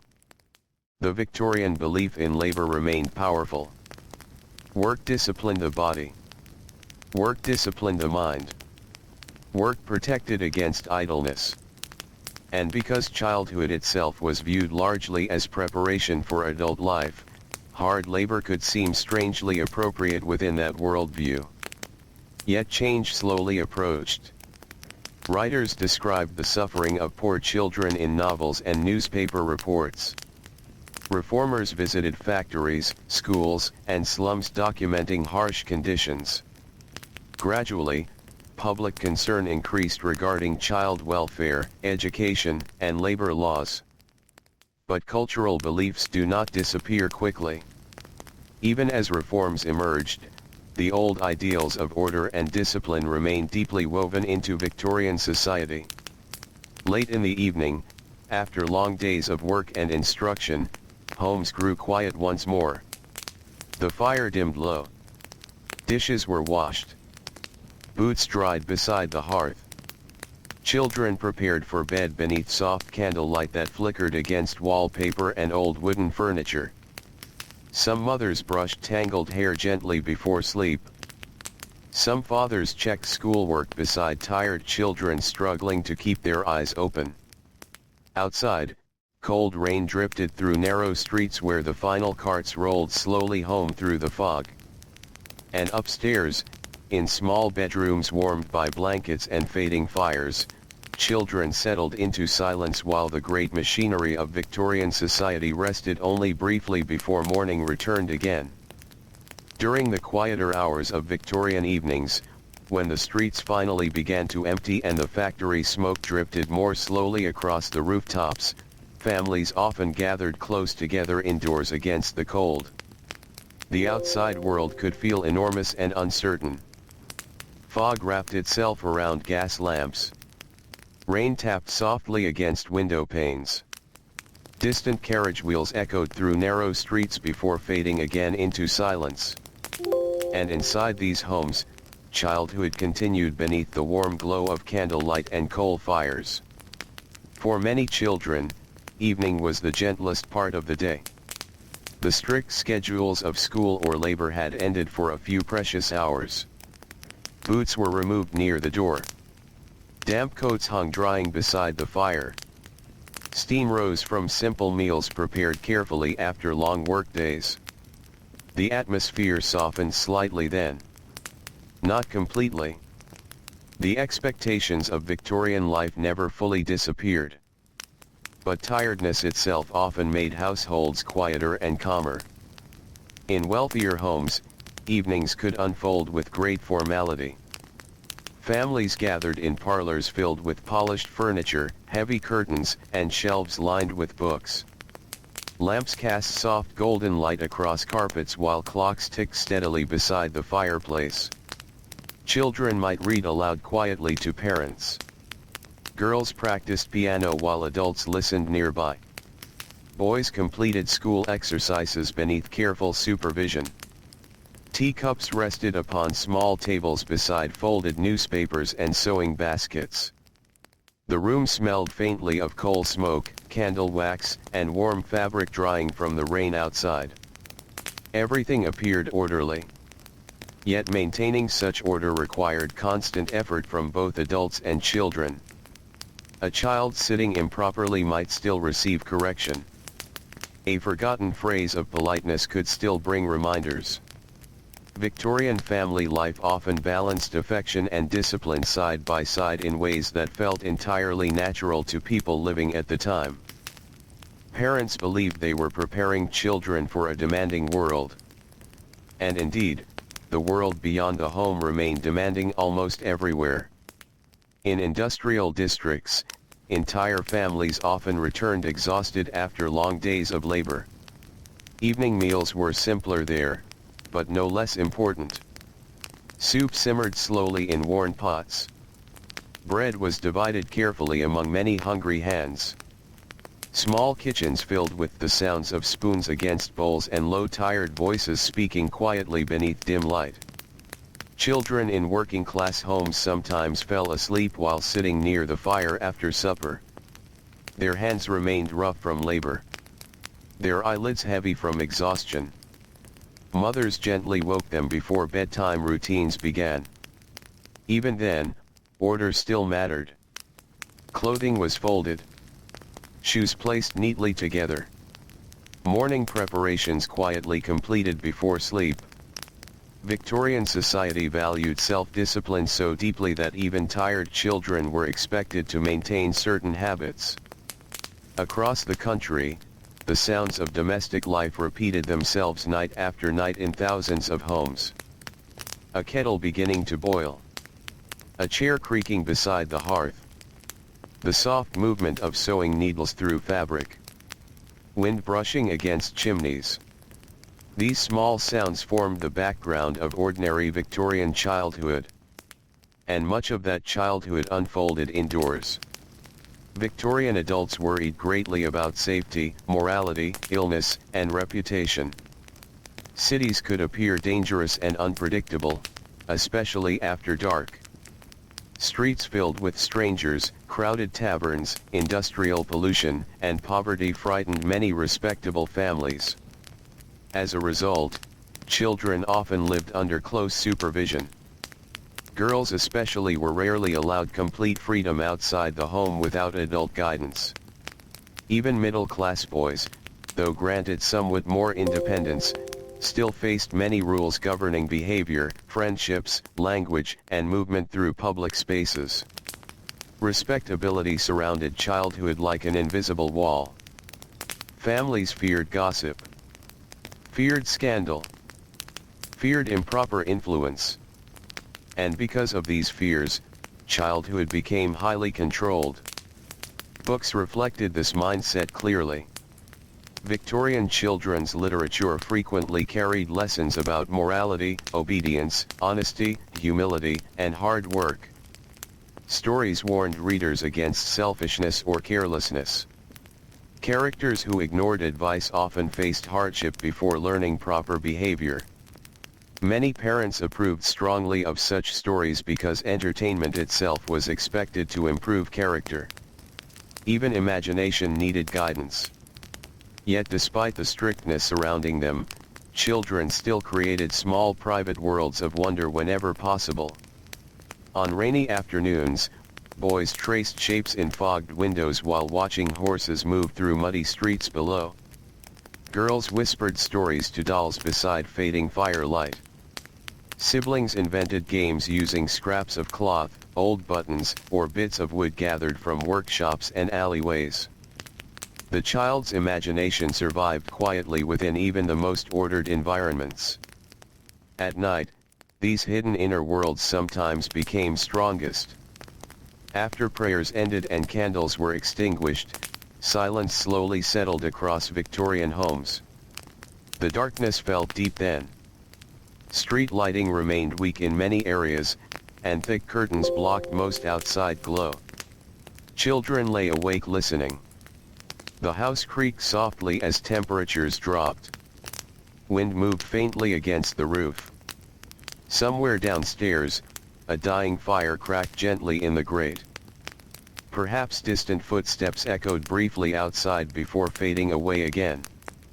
For children attending boarding schools, nighttime could feel especially lonely. Large dormitories stretched beneath shadowed ceilings where rows of beds disappeared into darkness. Moonlight slipped faintly through tall windows while boys whispered quietly beneath blankets after the masters had gone. Homesickness often appeared strongest during these late hours. A child might think about home fires burning far away, about mothers reading quietly in warm parlors, about familiar streets and kitchen smells and voices remembered from safer places. But outward displays of loneliness remained discouraged. Victorian education valued emotional endurance. And so many children learned to carry private sadness silently. For poor children working in factories or mines, sleep itself could become precious. Long labor days left little energy for anything else. They collapsed into bed still wearing exhaustion like heavy clothing. Sometimes several children shared one mattress beneath thin blankets while rain leaked slowly through damaged roofs overhead. The air smelled of damp brick and coal smoke. Morning always seemed to arrive too soon. Still, Victorian society often viewed such endurance almost with admiration. Strength meant continuing despite discomfort. Duty mattered more than ease. This philosophy shaped parenting deeply across nearly every social class. Many adults believed excessive affection weakened children. A spoiled child might become selfish or lazy. A child protected too carefully from hardship might fail later in life. So even loving parents often maintained emotional restraint intentionally. Hugs might be brief. Praise limited. Correction frequent. Not because love was absent, but because love itself was often expressed through guidance and discipline rather than softness. At the same time, the Victorian period also saw growing concern for children's welfare. Slowly, public attitudes began shifting beneath the surface of society. Doctors started studying child health more carefully. Reformers argued for better schools and shorter working hours. Writers described the suffering of poor children with increasing sympathy. Some middle-class families gradually embraced gentler approaches to parenting and education. Nurseries became more child-centered in certain homes. Toys and picture books grew more common. Ideas about innocence and emotional care slowly expanded. But these newer beliefs existed beside older traditions rather than replacing them completely. The Victorian world remained deeply attached to order. And nowhere was this more visible than in the daily shaping of childhood itself. Even clothing reflected these expectations. Children dressed formally by modern standards. Layers of fabric restricted movement. Boots needed polishing. Hair required careful maintenance. A respectable appearance mattered greatly because appearance signaled discipline and family reputation. Small boys wore stiff collars that rubbed against the neck. Girls carried ribbons, gloves, and carefully fastened dresses even during ordinary activities.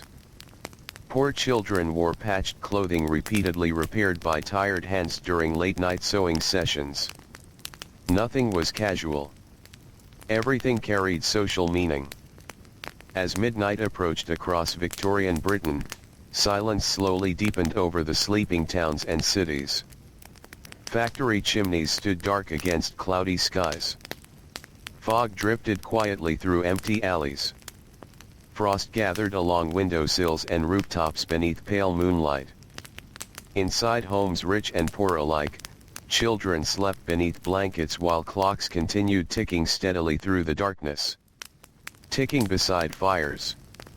Ticking beside empty school books. Ticking through the long quiet hours before dawn.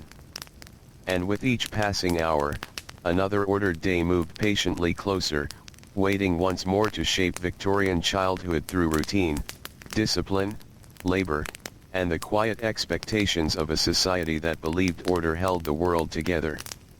As spring slowly returned to Victorian England, the heavy winter fog began to lift from the streets during the early mornings. Rain still arrived often, but now softer winds moved through the cities carrying the faint smell of wet earth and new grass from distant fields beyond the crowded neighborhoods. The rooftops glistened beneath pale sunlight.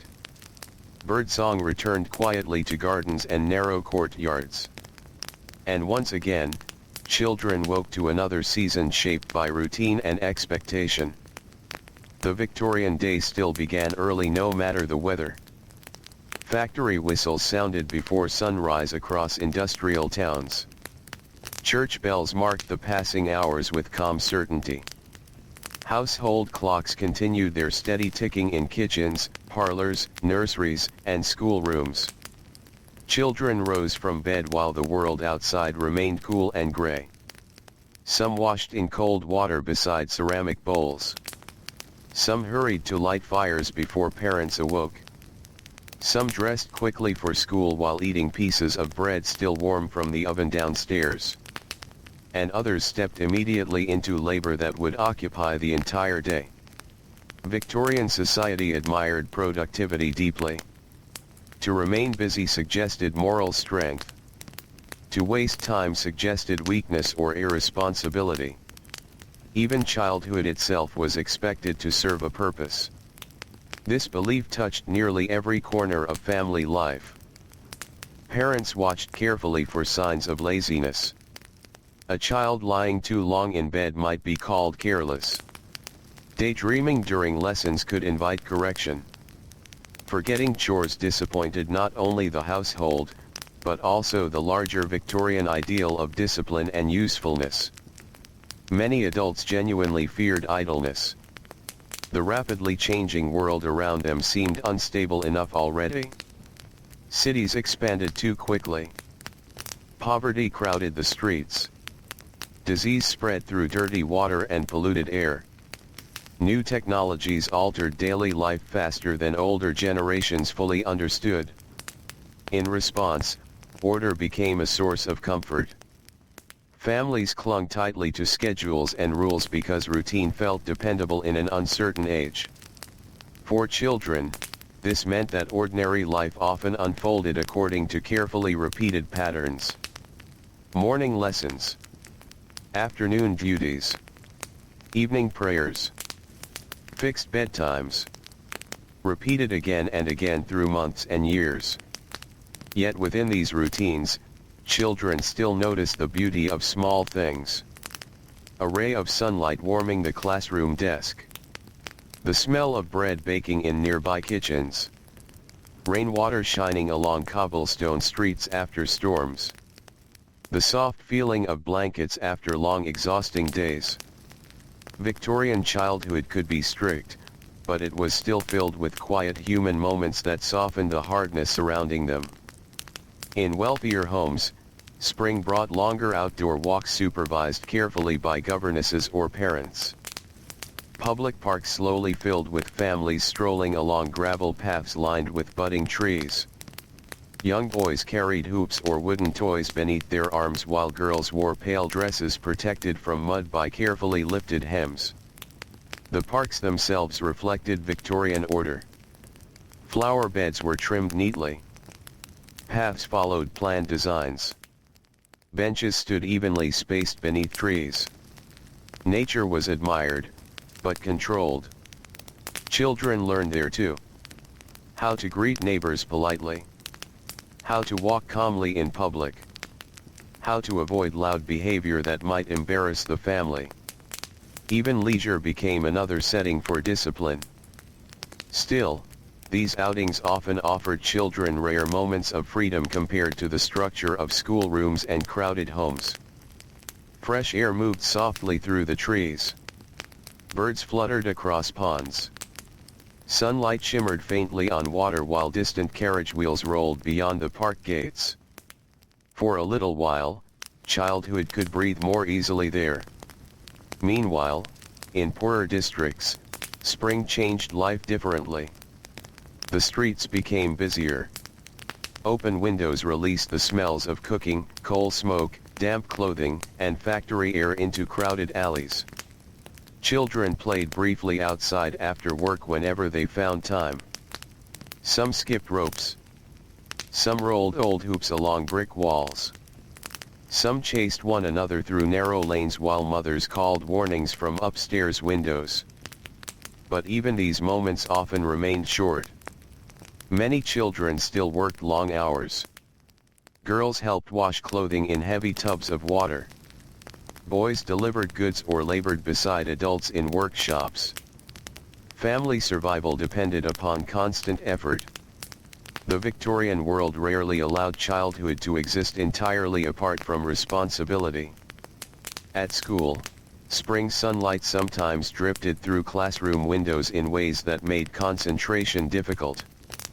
Dust floated lazily through warm beams of light while children struggled to keep their attention fixed upon arithmetic or grammar exercises. Outside, birds could be heard faintly singing beyond the glass. Inside, discipline continued steadily. Teachers expected posture, silence, precision. The lessons themselves reflected Victorian values strongly. Reading books emphasized morality and self-improvement. Handwriting exercises demanded patience and careful repetition. Religious instruction reminded children constantly about duty, honesty, humility, and obedience. A child's behavior mattered as much as academic success. Perhaps even more. Good conduct reports brought pride to families. Bad conduct suggested deeper flaws needing correction. And so children learned to monitor themselves constantly. To sit properly even when uncomfortable. To speak carefully even among friends. To hide frustration behind polite expressions. Emotional restraint became almost second nature for many Victorian children. Yet emotions still existed beneath the surface. Fear existed. Loneliness existed. Joy existed too. A boy receiving a letter from home at boarding school might reread it quietly beneath blankets late into the night. A girl praised gently by her mother after practicing piano could carry that warmth for days afterward. A tired factory child might feel enormous happiness simply sitting beside a warm fire after work while rain tapped softly outside. Small comforts mattered deeply in lives so shaped by discipline and labor. Victorian society often praised self-sacrifice as a noble quality, especially within families. Children were taught to think about duty before personal desire. Older siblings cared for younger ones. Sons were expected to honor parents through obedience and hard work. Daughters often helped manage household responsibilities from very young ages. In many homes, childhood blended slowly into adulthood without a clear dividing line. Responsibilities increased gradually each year. A girl who once played quietly beside her mother might soon begin sewing clothing for the family. A boy helping with errands could later enter full-time labor before reaching adulthood. The transition often felt natural within Victorian culture because usefulness itself was highly respected. And beyond the homes and schools, the wider empire of Victorian Britain continued expanding across the world. Newspapers carried stories of distant colonies, trade routes, wars, and inventions. Adults discussed politics beside dinner tables or in crowded public houses while children listened silently nearby. The world seemed vast and changing. Steam trains crossed the countryside faster than older generations once thought possible. Telegraph wires carried messages across enormous distances. Factories produced endless goods shipped across oceans. Yet despite all this change, Victorian society remained deeply attached to tradition and hierarchy. Children were expected to know their place. Respect elders. Honor authority. Accept structure. This mindset shaped even the architecture surrounding them. Schools resembled institutions of discipline with tall windows and orderly rows. Churches stood like symbols of moral stability above crowded streets. Factories operated according to strict schedules controlled by whistles and clocks. Homes themselves reflected careful organization. Everything carried rules. Everything carried expectations. Late in the evening, after another long spring day faded into darkness, families once again gathered indoors beneath lamplight and fading fires. Outside, rainwater reflected the glow of gas lamps along quiet streets where the final carts moved slowly homeward. Inside, tired children prepared for sleep. Some finished homework beside kitchen tables. Some mended clothing with sleepy hands. Some listened quietly while parents discussed bills, work, illness, or tomorrow's plans. Then came prayers, blankets, darkness, and silence. The house settled gently around them. Wood creaked softly in cooling night air. Wind moved through chimneys. Far away, somewhere across the sleeping city, a train whistle echoed faintly into the darkness before disappearing completely. And beneath all these quiet nighttime sounds, Victorian childhood continued onward inside its careful world of routine, duty, restraint, and order, carrying children steadily toward adulthood one disciplined day at a time. Summer arrived slowly over Victorian Britain, bringing longer evenings and warmer air that softened the hard edges of industrial towns for a little while. Smoke still drifted above the factories, and the streets remained crowded with labor and movement, but now sunlight lingered later into the evening sky. Children noticed these changes quickly. Morning light entered bedrooms earlier. Birds sang before dawn outside narrow windows. Warm breezes moved through alleyways carrying the smell of grass, river water, horse sweat, and distant rain. For a few short months each year, even the strict rhythms of Victorian life seemed slightly gentler beneath the summer sky. But only slightly. The routines remained. The expectations remained. And childhood continued to unfold beneath the careful supervision of adults who believed strongly in order and discipline.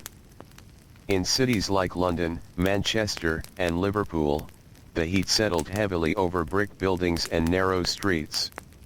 Coal smoke mixed with warm air until the atmosphere itself felt thick and tiring by afternoon.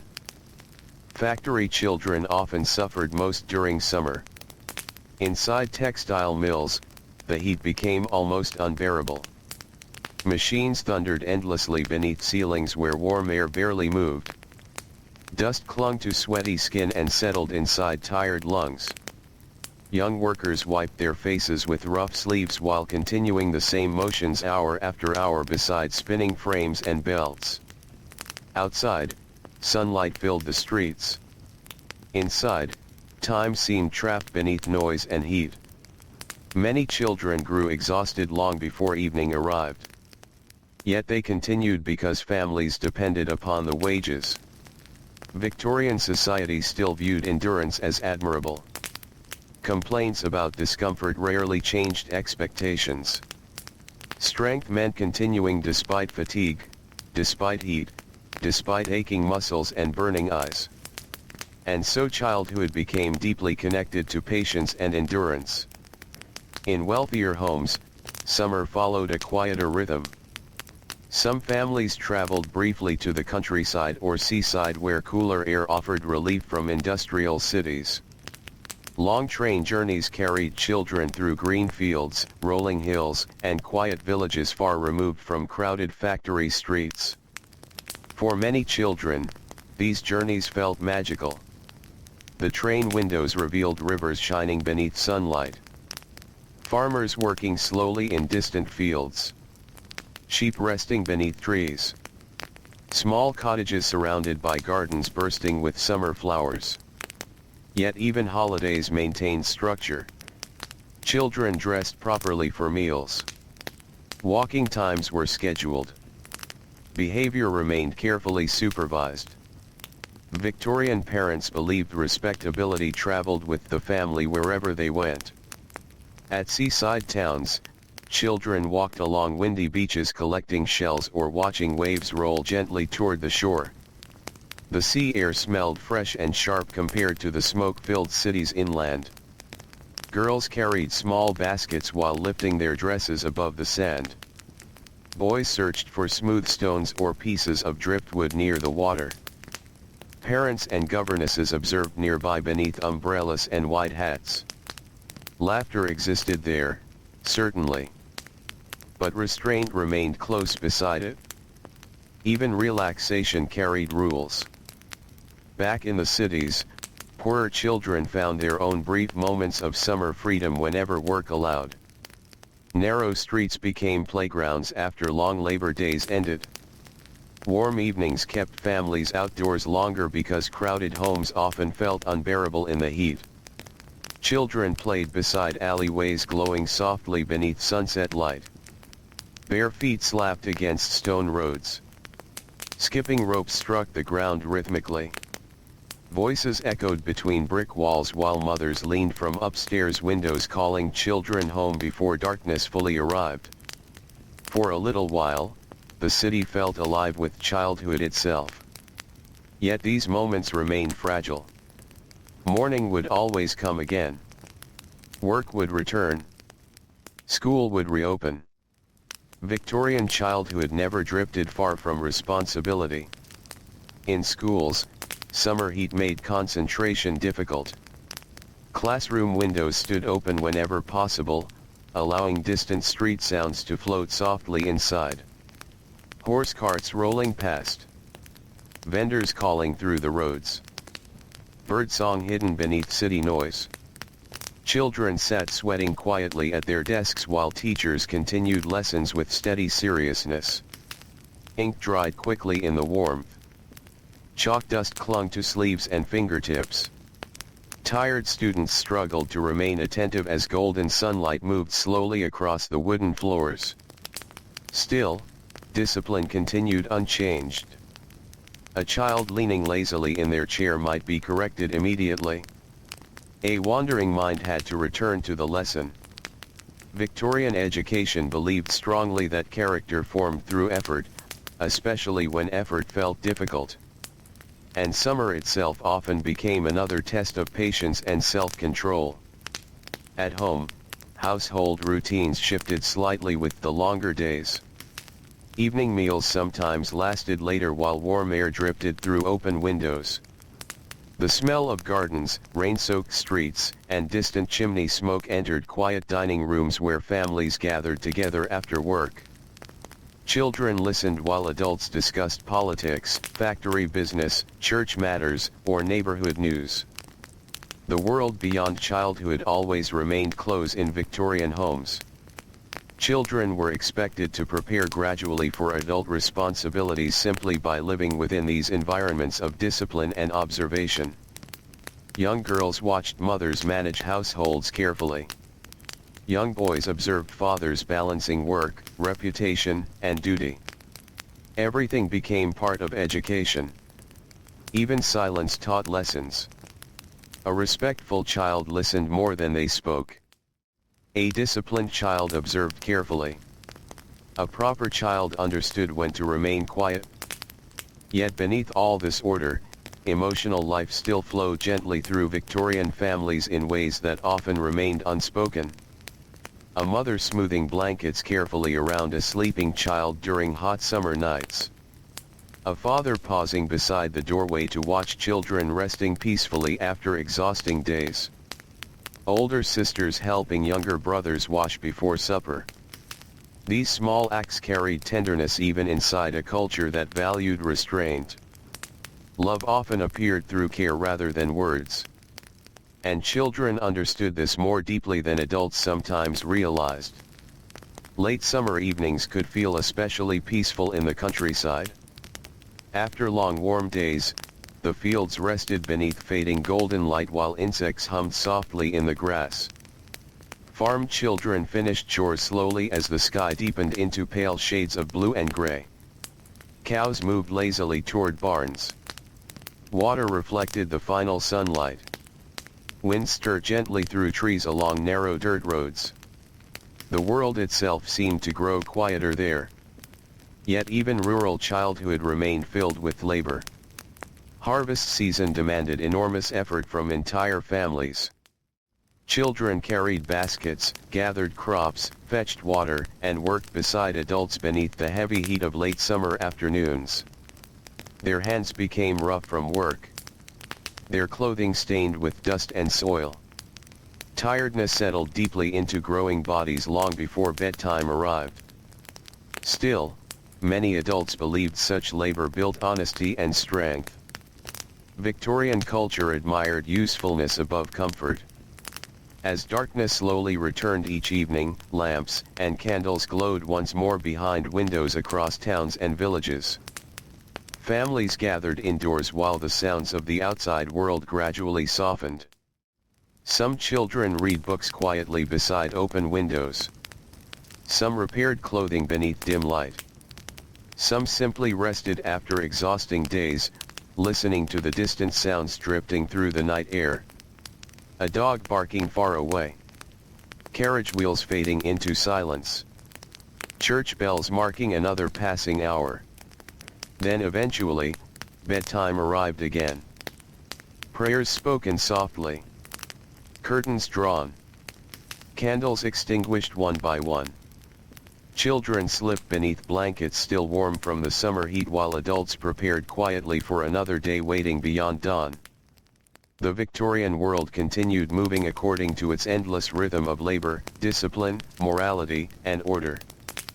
And through every season, childhood remained carefully shaped within that rhythm, guided steadily toward adulthood beneath the watchful eyes of family, school, church, and society itself. Outside, the warm summer night settled gently across Britain's sleeping cities and quiet countryside. Smoke drifted lazily upward into the dark sky while rivers moved silently beneath bridges shining faintly in moonlight.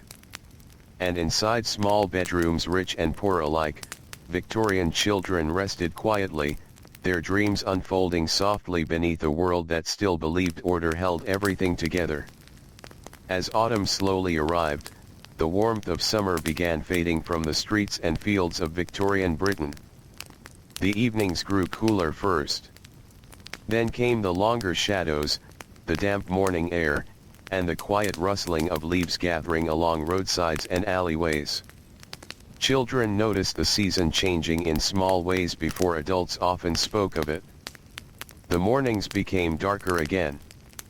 Their breath appeared pale in the cold dawn air. Coal fires returned earlier in the evening. Rain tapped more frequently against the windows of homes, schools, and factories. And once more, Victorian life folded inward toward routine, work, and careful domestic order. In industrial cities, autumn carried a heavy atmosphere. Smoke mixed with wet fog until entire streets seemed wrapped in gray mist from sunrise until nightfall. Chimneys darkened the sky above crowded neighborhoods where families lived closely together beside factories that rarely stopped moving. The streets smelled of rainwater, horses, coal smoke, damp wool, and muddy stone. Children hurried through these streets every morning carrying books, baskets, lunchcloths, or tools depending upon the lives they had been born into. Some walked toward schools. Others toward mills or workshops. Many toward responsibilities that felt much older than their years. Victorian society still believed strongly that discipline protected children from failure and moral weakness. The changing season did nothing to soften these ideas. If anything, colder weather seemed to deepen the seriousness of daily life. Families spent more time indoors again. And indoors, order mattered greatly. In middle-class homes, autumn evenings often unfolded with quiet regularity. Curtains closed early against the darkness outside. Lamps cast warm circles of light across polished furniture and patterned carpets. The fire crackled steadily while clocks ticked beside shelves lined with books and carefully arranged ornaments. Children completed lessons before bedtime. Girls practiced sewing or piano scales. Boys reviewed schoolwork beneath the supervision of parents or tutors. The atmosphere could feel calm, even comforting. Yet beneath the calmness remained constant expectations. Proper posture. Proper speech. Proper manners. Victorian children learned that even relaxation required self-control. A child sprawled carelessly across furniture might be corrected gently but immediately. A raised voice during evening reading could bring disapproving looks. Parents believed discipline should become habitual, something children carried naturally into every moment of life. Outside wealthier homes, working-class families faced autumn differently. Cold weather increased hardship. Coal cost money many families struggled to spare. Wet clothing dried slowly inside crowded rooms. Illness spread easily through damp neighborhoods where poor sanitation and smoke-filled air weakened tired bodies. Children often suffered quietly through coughs, fevers, and exhaustion while continuing work or school because survival left little room for rest. In factories, autumn mornings began in darkness once again. Young workers walked through fog-covered streets before sunrise, their footsteps echoing softly against wet stone. The factory windows glowed faintly through the mist like distant lanterns. Inside, the air quickly became hot and stale despite the cold outside. Machines thundered endlessly. Belts spun overhead. Dust floated through narrow beams of weak morning light. Children moved carefully between dangerous equipment with the steady concentration learned through repetition and necessity. Hours passed slowly there. Time itself seemed controlled entirely by whistles and clocks. Victorian industrial life demanded punctuality and obedience from everyone, including children. A few minutes late could mean lost wages or punishment. Carelessness threatened not only individual workers but the larger systems of production surrounding them. And so childhood itself became shaped by industrial discipline. Even the body learned these rhythms. Waking before dawn. Working through exhaustion. Eating quickly during short breaks. Sleeping heavily after long labor days. For poor families, such routines often continued year after year. Meanwhile, schools also reflected the growing seriousness of autumn. Classrooms darkened earlier in the afternoon beneath cloudy skies. Rain streaked the tall windows while children copied lessons carefully by fading daylight. Teachers walked slowly between rows of desks correcting handwriting, spelling, arithmetic, and behavior with equal attention. Silence remained important. Not complete silence perhaps, but controlled quietness. The soundscape of a Victorian classroom felt very particular. Pages turning softly. Pens scratching across paper. Occasional coughs echoing in the room. A teacher's calm voice reciting lessons. Outside, distant carriage wheels splashing through puddles. Many children fought tiredness during these long afternoons. Some had already worked before school. Others faced cold homes, little food, or restless nights shared beside many siblings. Yet Victorian education rarely adjusted its expectations for exhaustion. Discipline itself was considered part of learning. To endure difficulty quietly became a source of pride. At boarding schools, autumn could feel especially lonely. Large stone buildings stood beneath gray skies surrounded by bare trees and muddy grounds. The wind moved coldly through corridors smelling faintly of candle wax, wet coats, and old books. Children followed strict daily schedules there. Morning bells. Lessons. Meals. Prayers. Study hours. Bedtime. Everything organized carefully to maintain control and order. Some boys adapted to these routines easily. Others carried homesickness quietly beneath composed expressions because emotional restraint remained deeply valued. A tearful child risked embarrassment. A brave child earned respect.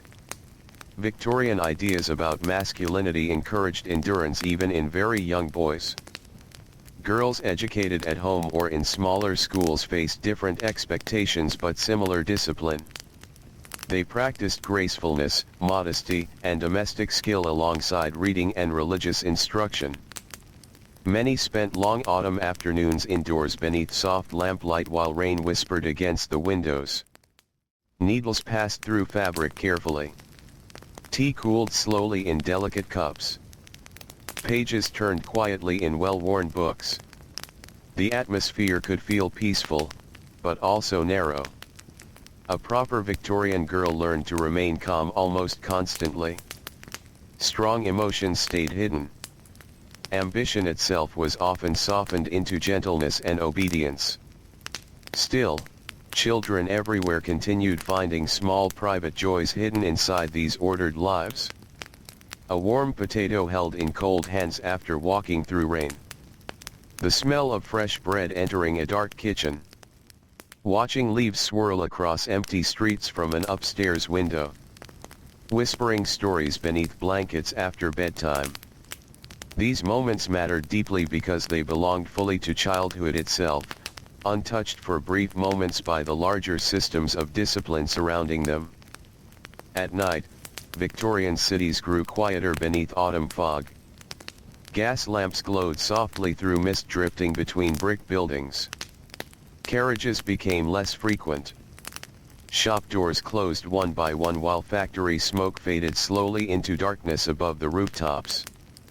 Inside homes, evening routines unfolded steadily. Clothing mended beside the fire. School books closed carefully. Shoes cleaned for morning. Parents prepared tomorrow's schedules in their minds before sleep. Children often grew drowsy listening to the familiar sounds surrounding them. The crackling of coal. The ticking of clocks. The faint movement of rain against glass. The low murmur of adult voices downstairs. Victorian life depended heavily upon repetition. Repeated habits created stability in a rapidly changing world filled with uncertainty, industrial growth, and social tension. And children stood at the center of this effort to preserve order. Adults believed society itself depended upon raising disciplined future citizens capable of self-control, hard work, and moral behavior. So childhood became carefully managed. Not always cruelly. Not always coldly. But constantly. Every lesson. Every chore. Every prayer. Every correction. Together they formed the structure surrounding Victorian childhood like the walls of the cities themselves. Outside, autumn rain continued falling softly across England's rooftops and narrow streets. Water gathered in gutters beside rows of dark houses while smoke drifted upward into the cold night air. And inside countless quiet rooms illuminated by fading firelight, Victorian children slowly drifted into sleep once more, resting briefly before another ordered morning arrived again with the dawn. By late autumn, the daylight in Victorian Britain seemed to disappear almost as quickly as it arrived. Mornings remained dim long after children woke, and evening darkness settled over towns and cities before many workers had even returned home. The world often felt gray. Gray skies above factory chimneys. Gray fog drifting through narrow streets. Gray rivers moving slowly beneath stone bridges. And within this muted world, childhood continued beneath the steady weight of expectation and routine. The sound of footsteps became especially noticeable during these darker months. Early each morning, children crossed wet streets toward schools, workshops, kitchens, mills, and markets while much of the city still slept beneath mist. Boots tapped softly against stone. Rainwater splashed beneath wagon wheels. Distant bells echoed faintly through cold air. Many children walked silently beside adults equally tired from years of labor and responsibility. Victorian society believed deeply in endurance. To continue despite discomfort was considered honorable. And so children learned very early not to complain too much about cold mornings, aching hands, or exhaustion. Patience itself became part of moral education. In wealthier households, servants often woke before everyone else to light fires and warm the home against the freezing air outside. The smell of coal smoke slowly spread through hallways while lamps flickered softly against wallpaper and dark wood furniture. Children emerged from bedrooms still sleepy beneath heavy blankets. The floors felt cold beneath their feet. Windows fogged faintly from the difference between indoor warmth and the winter air outside. Yet even these quiet mornings followed structure. Washing. dressing, hair brushing, morning prayers, breakfast at proper times. Victorian homes often moved with the precision of clocks. Parents believed consistency shaped character. A child raised within orderly routines would, they hoped, grow into a stable and respectable adult capable of handling the demands of society. The idea sounded simple. But for children, it meant that very little of life belonged entirely to spontaneity. Even emotions were expected to arrive neatly controlled. A frightened child should become brave. An angry child should become calm. A disappointed child should remain polite. The outer self mattered greatly in Victorian culture because behavior reflected moral worth. In schools, winter deepened the atmosphere of discipline even further. Classrooms could feel cold despite coal stoves burning near the walls. Children kept gloves or scarves beside their desks while trying to write with stiff fingers during freezing mornings. The windows rattled softly during storms. Rain streaked the glass. Outside, the streets blurred beneath fog and smoke. Inside, lessons continued steadily. Teachers recited arithmetic. Students copied grammar exercises. Pens scratched endlessly across rough paper. The rhythm rarely changed. For many children, education felt less like discovery and more like training. Repetition built obedience. Memorization built discipline.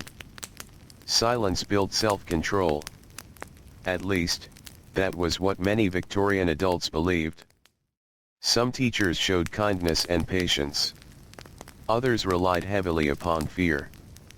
Punishments remained common throughout much of the century because society generally accepted strict correction as necessary for proper development. A child who disrupted order threatened not only the classroom but the larger moral structure adults hoped to preserve. Meanwhile, outside the schools, industrial labor continued shaping countless childhoods with even harsher discipline. Factory work during winter could feel endless. Children entered dark buildings before sunrise and often left after darkness had already returned. Entire days passed beneath artificial light, machine noise, and stale air untouched by fresh daylight. The factories smelled of oil, dust, sweat, and steam. Windows collected grime from smoke-filled skies outside. Machines shook the floors beneath tired feet. Children repeated the same motions again and again until their bodies moved almost automatically. Some became so accustomed to factory rhythms that silence later felt strange to them. The whistles determined life. Work began. Work paused briefly. Work resumed. Time belonged entirely to the factory. Victorian industrial society admired efficiency greatly. Factories depended upon precise organization, and children working inside them learned quickly that personal comfort mattered far less than maintaining production. Yet even within these exhausting environments, moments of humanity still survived quietly.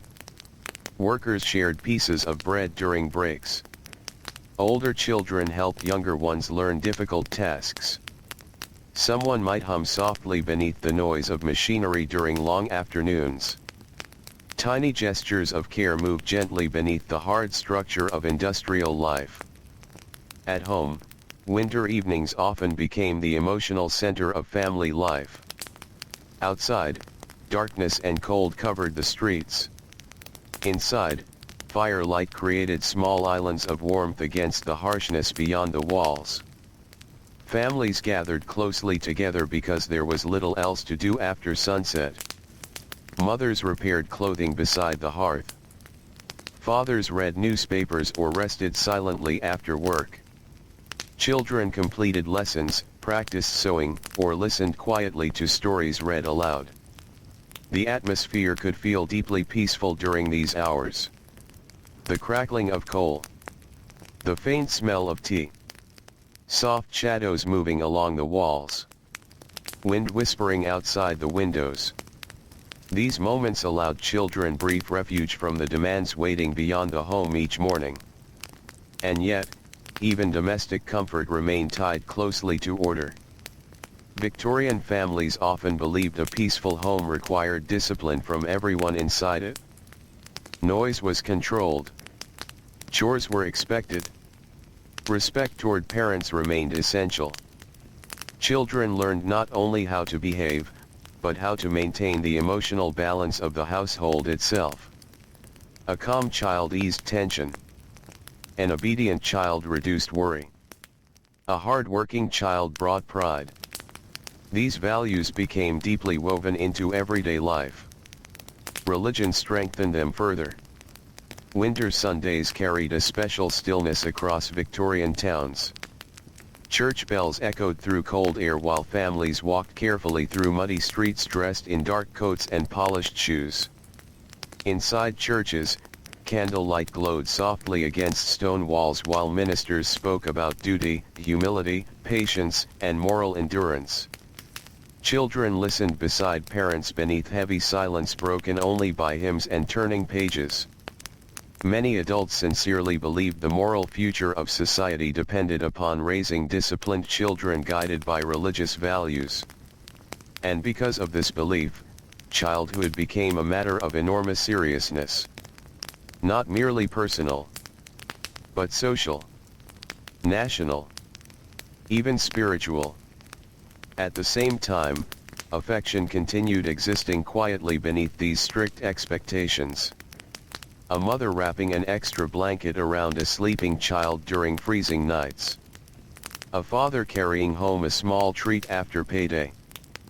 Parents sitting awake beside sick children while storms moved outside through the darkness. Victorian love often appeared through acts of duty and protection rather than open emotional expression. Children learned to recognize these quieter forms of care. As Christmas approached, the atmosphere softened slightly in many homes regardless of class. Candles glowed more warmly against the darkness. Small decorations appeared in windows and parlors. Markets filled with winter smells of evergreen branches, roasted chestnuts, damp wool, and smoke drifting beneath pale skies. Children waited eagerly for even modest celebrations. Perhaps a simple toy. A special meal. An evening free from ordinary routine. For poor families especially, these small moments of comfort carried enormous meaning during difficult winters. Yet even holidays remained shaped by Victorian ideas of morality and order. Gratitude, modesty, and family duty were emphasized alongside celebration itself. The season brought warmth, but not complete freedom from expectation. Late at night, after fires burned low and the streets finally emptied beneath fog and frost, homes settled into deep silence. Children slept beside fading embers while snow or rain moved softly against rooftops outside. The clocks continued ticking through the darkness. Steady. Reliable. Unchanging. And somewhere beyond the sleeping city, factory chimneys stood silently beneath the winter sky waiting for morning, when Victorian childhood would once again rise into another carefully ordered day. Deep winter returned again, as it always did, with a quiet heaviness that settled over Victorian life like a long, slow breath held in the cold air. The nights grew longer. The mornings arrived later. And even midday light often looked pale, filtered through layers of fog that seemed to belong permanently to the cities. London felt especially still in these months. Not truly silent, but softened. The usual noise of carriages, vendors, and footsteps seemed muted by the damp air. Smoke rose more slowly from chimneys, drifting in low trails above rooftops before disappearing into gray sky. Inside homes, warmth became something carefully preserved. Coal fires were tended constantly. Doors were kept closed. Curtains were drawn early in the afternoon. Children often stayed close to the hearth when they could, watching flames shift and bend in quiet patterns while wind moved faintly against the walls outside. Morning routines became even more structured during winter. Getting up felt heavier. Cold air pressed through every room. Water in basins chilled quickly. Even speaking felt slower in the early hours before fires fully warmed the house. Yet the Victorian schedule did not soften with the season. It continued. Always steady. Always expected. Children still rose at fixed hours. Still washed. Still dressed. Still prepared for lessons, work, or duty. In wealthier homes, servants worked quietly in the background of these mornings, carrying coal buckets, lighting lamps, and preparing breakfast before anyone else entered the dining room.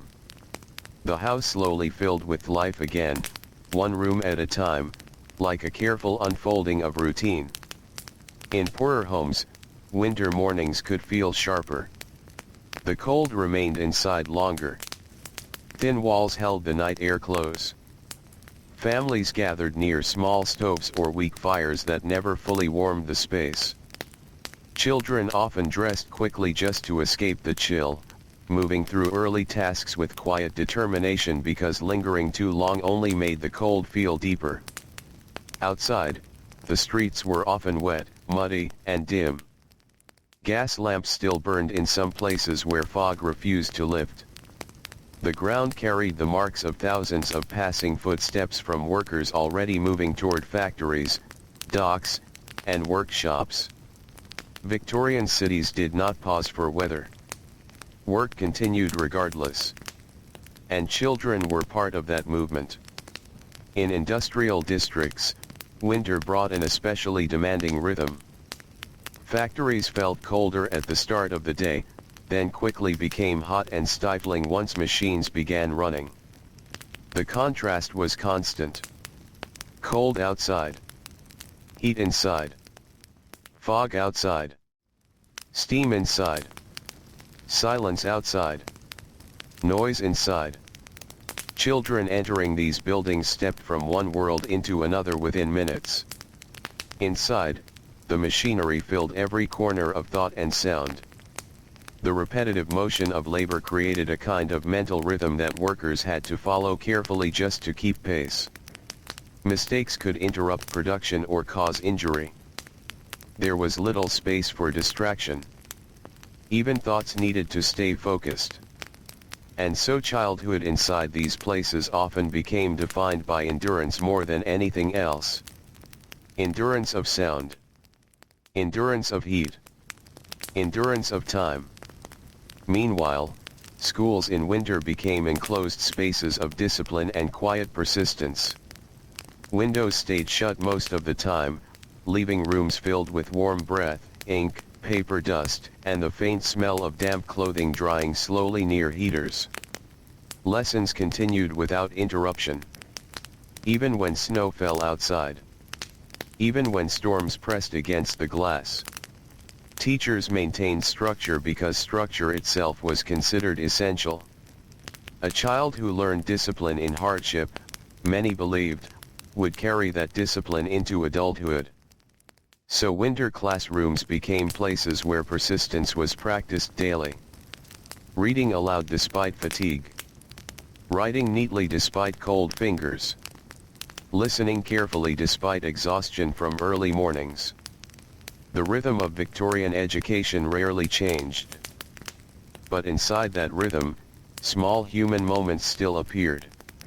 A teacher pausing briefly when a child struggled. A shared glance of understanding between students during long afternoons. A quiet laugh quickly controlled before it disrupted the room. These moments passed quickly, but they softened the strictness just enough to make the days bearable. At home, evenings during winter often became the most meaningful part of the entire day. Once work and school ended, families returned to enclosed spaces glowing with firelight and lamplight. The outside world disappeared behind thick curtains and fogged windows. Inside, life slowed. Supper was prepared and eaten in quiet familiarity. Clothing was mended. Schoolwork reviewed. Stories told softly beside the hearth.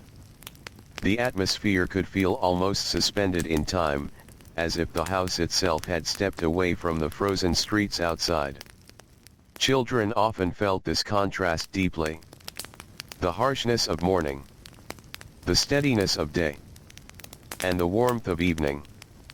These three rhythms shaped Victorian childhood more than anything else. Yet even in these softer hours, expectation remained present. Bedtimes were fixed.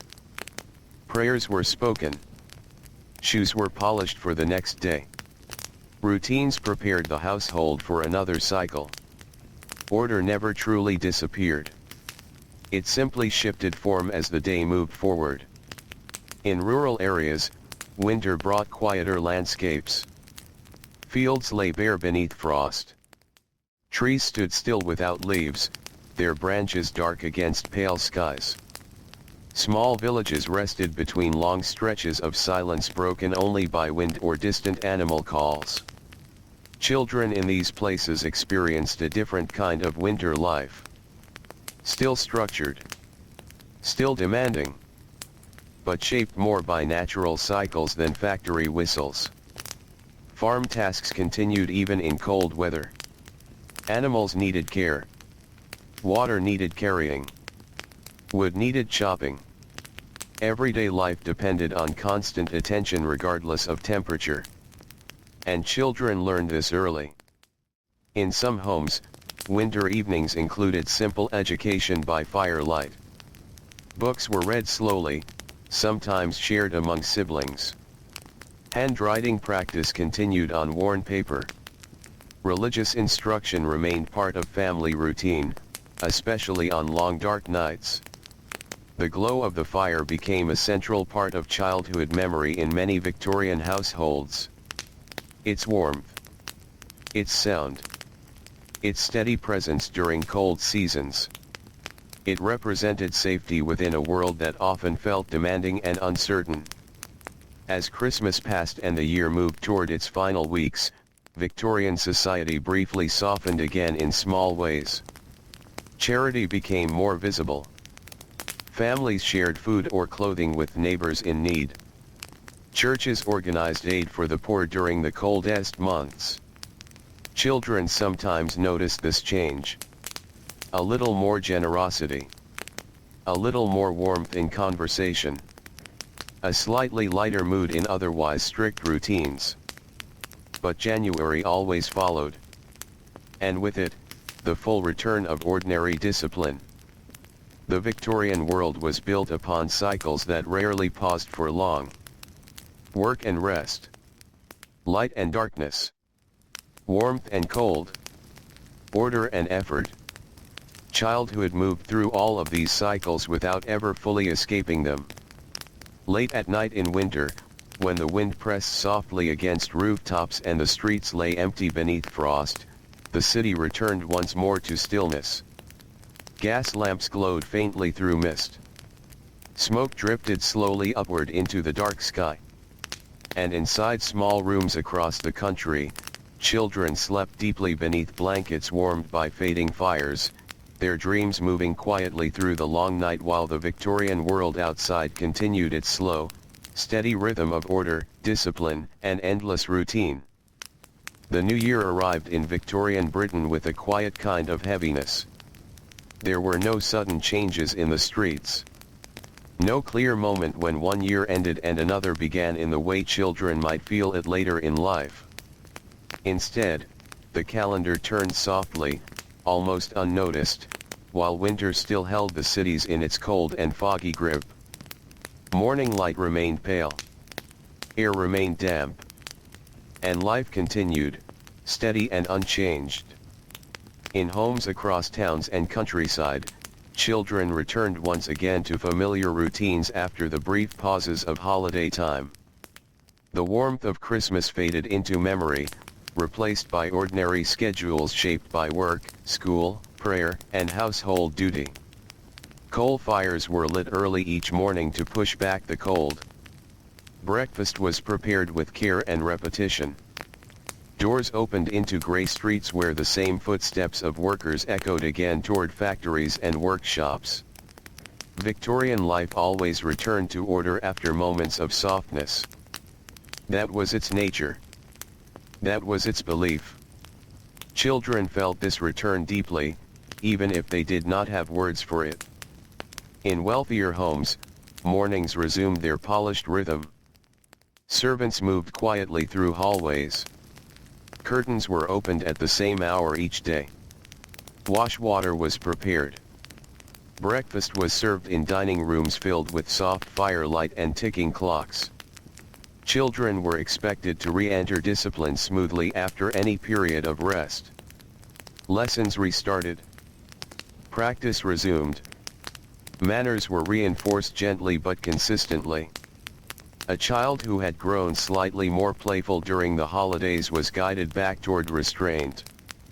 A child who had relaxed their habits was reminded of structure. Not always harshly. Often calmly. But always clearly. Victorian parenting depended upon repetition more than sudden correction. The idea was not to shock behavior into change, but to shape it slowly over time until discipline became natural. And so January became a month of adjustment. In working-class districts, the return to routine felt even more immediate. Many families faced financial strain after the holidays. Food supplies were lower. Coal had to be rationed carefully. Cold weather demanded more effort just to keep homes livable. Children resumed school or labor without delay. Factories reopened fully. Workshops filled again with noise and movement. The city's rhythm tightened once more into its industrial pattern. Inside factories, the winter air still lingered in early mornings, but the machines quickly transformed it into heat and motion.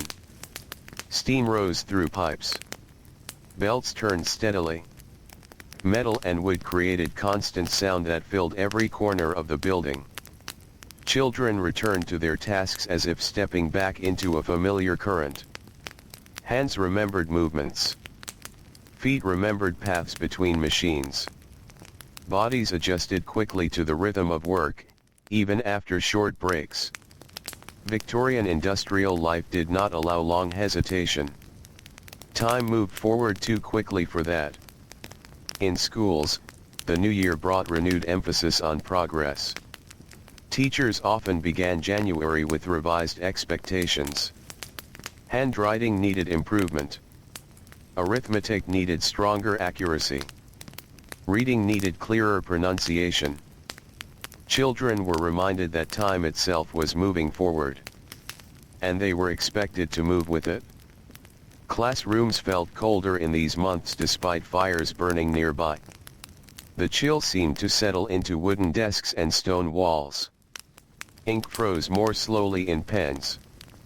Fingers stiffened during early morning lessons. Yet the structure never changed. Lessons continued. Attendance remained strict. Discipline stayed steady. For many children, winter schooling felt like endurance more than excitement. But within that endurance, small routines created stability. A familiar desk. A familiar voice. A familiar sequence of lessons repeated day after day. Even hardship becomes easier when it is predictable. Victorian society understood this deeply. Order reduced uncertainty. And uncertainty was something many adults feared. Outside the classroom, the wider world of Victorian Britain remained in motion. Trains continued carrying passengers through fog-covered landscapes. Telegraph messages traveled across long distances, linking cities and towns faster than ever before. Factories maintained production schedules that connected Britain to global trade networks. The world felt increasingly large and interconnected. Yet childhood remained anchored in small spaces. Homes. Schools. Workplaces. Churches. These environments shaped most of a child's life far more than distant developments ever could. In homes during January evenings, the rhythm of family life resumed its steady winter pattern. Fires burned low but constant. Windows fogged gently from warm interiors meeting cold outside air. Lamps cast soft circles of light over tables where sewing, reading, and quiet conversation filled the hours before bed. Children often completed their daily responsibilities before joining the family. Homework finished. Chores done. Clothing prepared. Only then did rest become possible. Victorian rest was never fully separate from duty. Even relaxation carried structure. Time was divided carefully so that nothing was wasted. Still, within these structured evenings, moments of quiet closeness appeared. A mother reading softly beside a tired child. A father checking over schoolwork with patient attention. Siblings sitting together in warm silence after long days. These were not dramatic moments. They were small, steady, and ordinary. But they formed the emotional background of Victorian childhood. Outside, winter streets remained quiet beneath early darkness. Gas lamps flickered softly through fog. Footsteps echoed briefly before fading again into silence. Occasionally, a carriage passed slowly along wet stone roads, its wheels cutting through shallow puddles reflecting the faint glow of streetlight. The city never truly stopped. It only changed its rhythm.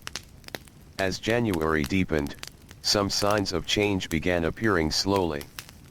Days lengthened by small degrees. Light returned a little earlier each morning.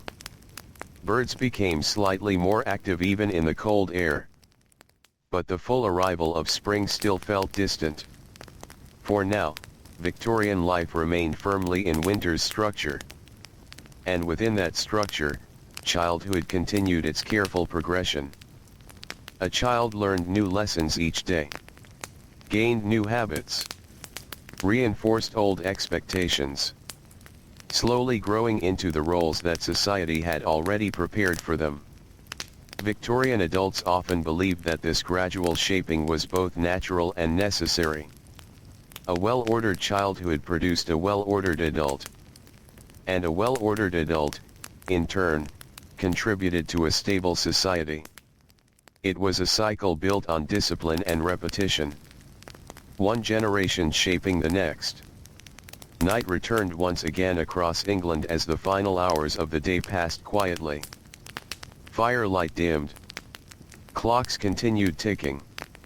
Families settled into sleep after another full cycle of routine and responsibility. And in bedrooms warmed by fading embers, children drifted into rest while the Victorian world outside continued its steady, unchanging rhythm, waiting for morning once more to begin the same careful order again. By the time late winter settled fully over Victorian Britain, the days carried a quiet stillness that seemed to press gently against every street, every home, and every corner of daily life. The mornings arrived pale and uncertain. The sun, when it appeared at all, often stayed low behind a veil of thin cloud. Frost clung to window panes like delicate patterns drawn overnight. And the air carried a cold that felt patient, as if it intended to stay for a long time. Inside Victorian homes, warmth became something carefully protected. Coal fires were kept burning with steady attention. Doors were closed quickly after opening. Curtains stayed drawn for much of the day. Children moved through this environment with familiar routines that had not changed since the beginning of the season. Wake. Wash. Dress. Eat. Study or work. Rest briefly. Repeat. The structure of Victorian childhood remained deeply consistent, almost like the ticking of a clock that never slowed down. In middle-class households, mornings often began with soft sounds of preparation long before children fully entered the day. Servants moved through hallways with quiet footsteps. Water was carried upstairs. Fires were stirred back into life. Breakfast was arranged carefully on tables where every object had its place. Children entered these rooms already shaped by expectation. Posture mattered. Speech mattered. Behavior mattered even in small gestures. A simple mistake was rarely treated with anger, but it was almost always corrected. Victorian discipline often worked through constant guidance rather than rare punishment. A child learned through repetition, through reminders, through the steady presence of rules that never fully disappeared. Even kindness often carried instruction within it. In working-class homes, late winter mornings felt heavier. Cold seeped through walls that never fully held heat. Families gathered close to small fires that struggled against the weather outside. Clothing was layered carefully before children stepped into the street. The outside world was always waiting. And it rarely paused. Factories called workers before sunrise. Streets filled with movement even in darkness. Smoke rose early from chimneys, blending with fog until buildings appeared and disappeared like shifting shadows. Children joined this movement as part of daily necessity. Some walked toward school with books pressed tightly under their arms. Others walked toward work with tools or baskets or nothing at all except expectation. Victorian cities did not separate childhood from adult life as clearly as later eras would. Instead, children often existed within the same spaces of labor, responsibility, and survival. In factories during late winter, the air felt dense and unchanging. Machines continued their endless motion. The noise never fully softened. Steam drifted through narrow passages where children worked beside adults in long lines of repetition and focus. Hands moved automatically after enough time. Eyes adjusted to dim light. Bodies learned the rhythm of labor as if it were a second nature. Time inside these buildings did not feel like natural time. It felt measured only by bells, whistles, and shifts. Morning. Work. Break. Work again. Evening. Then exhaustion. Outside, school life continued under similar discipline, though expressed differently. Classrooms remained structured spaces where children sat in rows facing authority at the front of the room. Lessons followed predictable order. Reading. Writing. Arithmetic. Recitation. Religious instruction. The same patterns repeated day after day, forming a rhythm that shaped memory itself. Teachers expected attention even when children were tired from cold mornings or long walks through damp streets. Silence was not only preferred but required. Concentration was seen as a form of respect toward both learning and authority. A child who struggled was corrected gently but firmly. A child who succeeded was expected to maintain that success. There was little space for sudden change or spontaneity. Victorian education valued stability over exploration. Yet even within these strict environments, small moments of humanity appeared. A shared glance between classmates during a long lesson. A quiet smile after solving a difficult problem. The sound of rain outside that briefly softened the seriousness inside the room. These moments passed quickly, but they gave texture to the otherwise structured rhythm of daily life. At home in the evenings, winter routines resumed their quieter tone. Families gathered near fires that burned low but steady. Lamps cast warm circles of light over worn furniture and familiar rooms. The outside world disappeared behind fogged glass and heavy curtains. Children often completed their duties before joining these evening hours. Homework finished carefully. Chores completed without delay. Clothing prepared for the next day.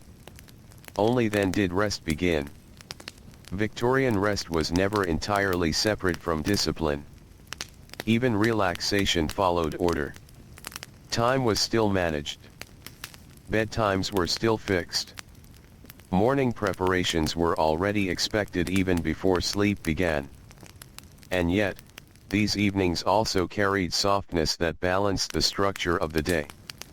The sound of a book being read aloud in a calm voice. The smell of warm food lingering in the kitchen. The gentle rhythm of sewing needles or turning pages. The quiet comfort of shared presence within a single room. Children often remember these hours not as dramatic or important, but as steady and warm. A sense of being held within routine. Outside, winter nights remained long and deep. Gas lamps flickered in fog that drifted slowly through narrow streets. Carriage wheels passed occasionally through puddles reflecting faint light. The city moved quietly beneath the weight of cold air. And above it all, smoke from countless chimneys rose slowly into the night sky. By late winter, small signs of change began to appear again.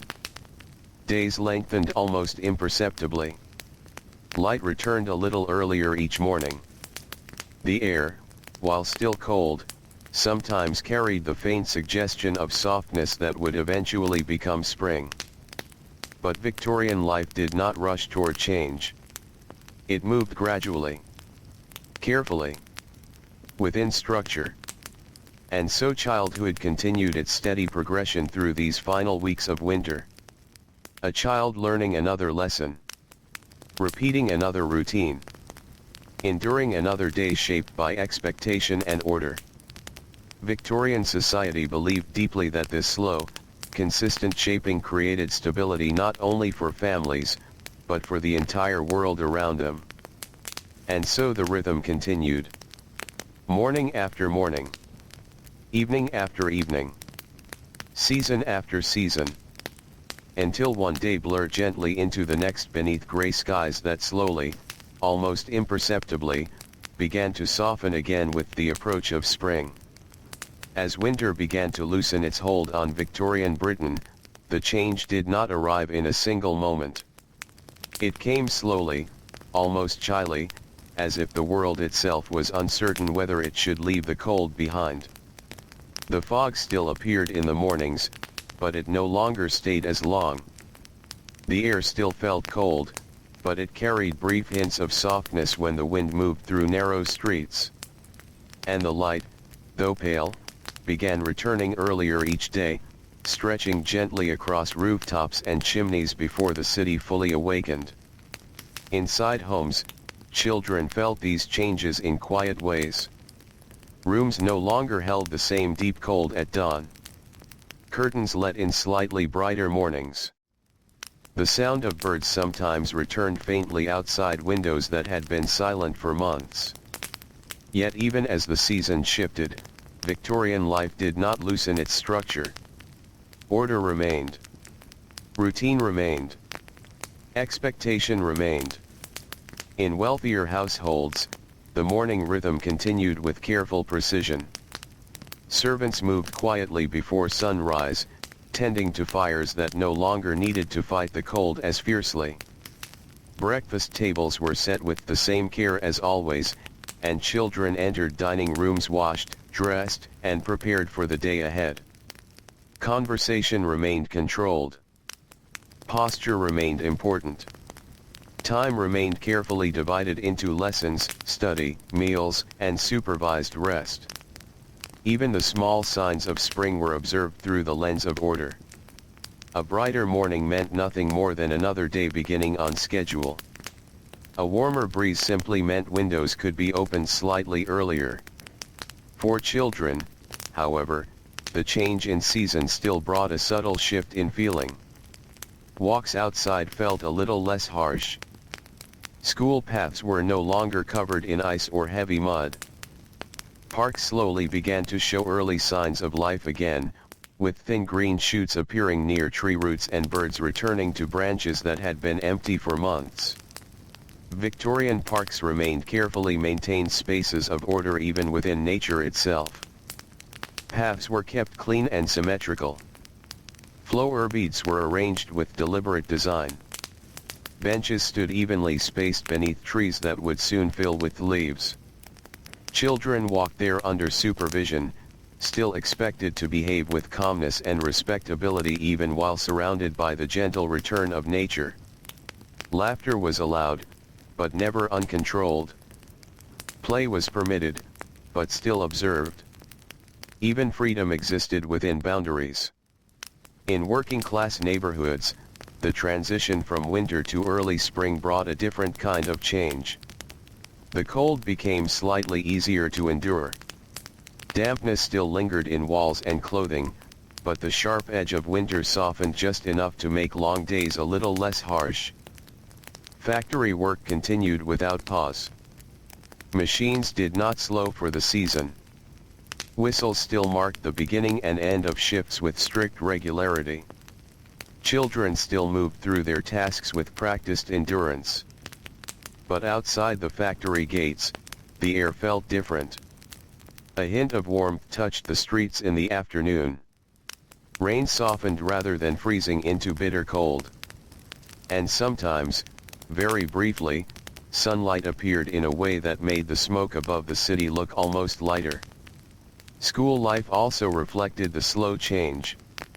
Classrooms grew slightly brighter during the day. Windows could be opened without letting in unbearable cold. Children who had spent months sitting stiffly in freezing air now found small moments of comfort in the warming season. Yet discipline remained unchanged. Lessons still followed strict order. Reading, writing, arithmetic, and moral instruction continued as always. Teachers maintained structure because structure itself was considered essential for learning. Even as the world outside softened, the classroom remained steady. In homes during early spring evenings, routines began to feel slightly more open. Families still gathered around fires, but doors and windows were opened a little longer before nightfall. Fresh air drifted into rooms where lamps burned softly against fading daylight. Children sometimes lingered outdoors a little later than in winter. Not freely, but within limits. A short walk after chores. A brief moment in the yard. A few minutes watching the sky change color as evening approached. These small extensions of time felt meaningful in lives otherwise shaped by routine. Victorian childhood did not change quickly. It adjusted gradually, like the turning of a large wheel that never stopped but moved carefully forward with every passing day. In countryside villages, spring arrived with more visible beauty. Fields softened from brown into early green. Streams carried melting water through valleys. Trees showed the first signs of leaves returning after months of bare branches. Children working in rural areas noticed these changes closely. Animals became more active. Soil softened for planting. Days grew longer, allowing slightly more time for outdoor tasks before darkness returned. Farm life still required constant labor, but the rhythm shifted with the land itself rather than factory schedules. Victorian society, however, still valued discipline above seasonal comfort. Even spring could not remove the importance of order. Children were expected to continue their responsibilities regardless of weather or mood. Whether in city, factory, school, or countryside, the pattern remained the same. Wake. Work. Learn. Obey. Rest. Repeat. And yet within this repetition, life continued to unfold quietly. A child improving handwriting through daily practice. A worker gaining skill through repetition of labor. A family maintaining stability through shared routine. Victorian society believed this consistency created strength. Outside, spring evenings slowly lengthened. The sky held color a little longer before darkness arrived. Birds filled the air with sound again after months of silence. Gardens near homes began to show early growth, small signs of renewal emerging from soil still damp with winter's memory. Inside, lamps were lit less early than before. Fires burned more gently. The house no longer felt entirely enclosed against cold. And still, clocks continued their steady rhythm. Tick after tick. Hour after hour. Guiding the household through days that slowly grew brighter, while childhood moved forward within the same quiet structure that had shaped it from the beginning. Victorian life did not rush toward change. It simply continued. Carefully. Orderly. One day flowing into the next beneath skies that were slowly, almost imperceptibly, becoming warmer with the promise of a new season arriving just beyond the edge of winter's long and careful hold. By the time spring fully settled into Victorian Britain, the world outside began to feel lighter in a way that was not sudden, but steady, like a long breath finally released after months of cold. The fog still appeared in certain mornings, but it no longer stayed through the day. Sunlight became more common. Not strong or bright in a modern sense, but gentle, filtering through thin clouds and touching rooftops, streets, and river water with a soft clarity that had been missing through winter.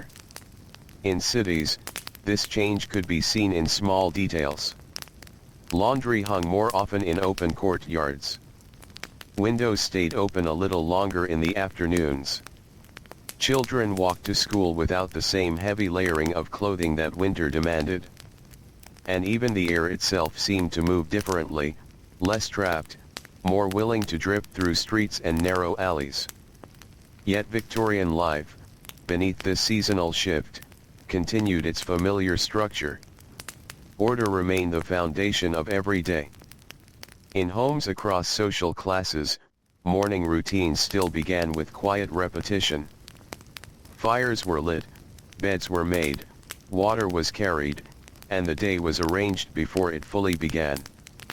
Children woke to the same expectations as always. Wash. Dress. Prepare. Eat. Depart for school or work. The rhythm did not soften with the weather. It simply became slightly easier to carry. In middle-class homes, spring brought subtle adjustments to domestic life. Heavy winter fabrics were stored away carefully.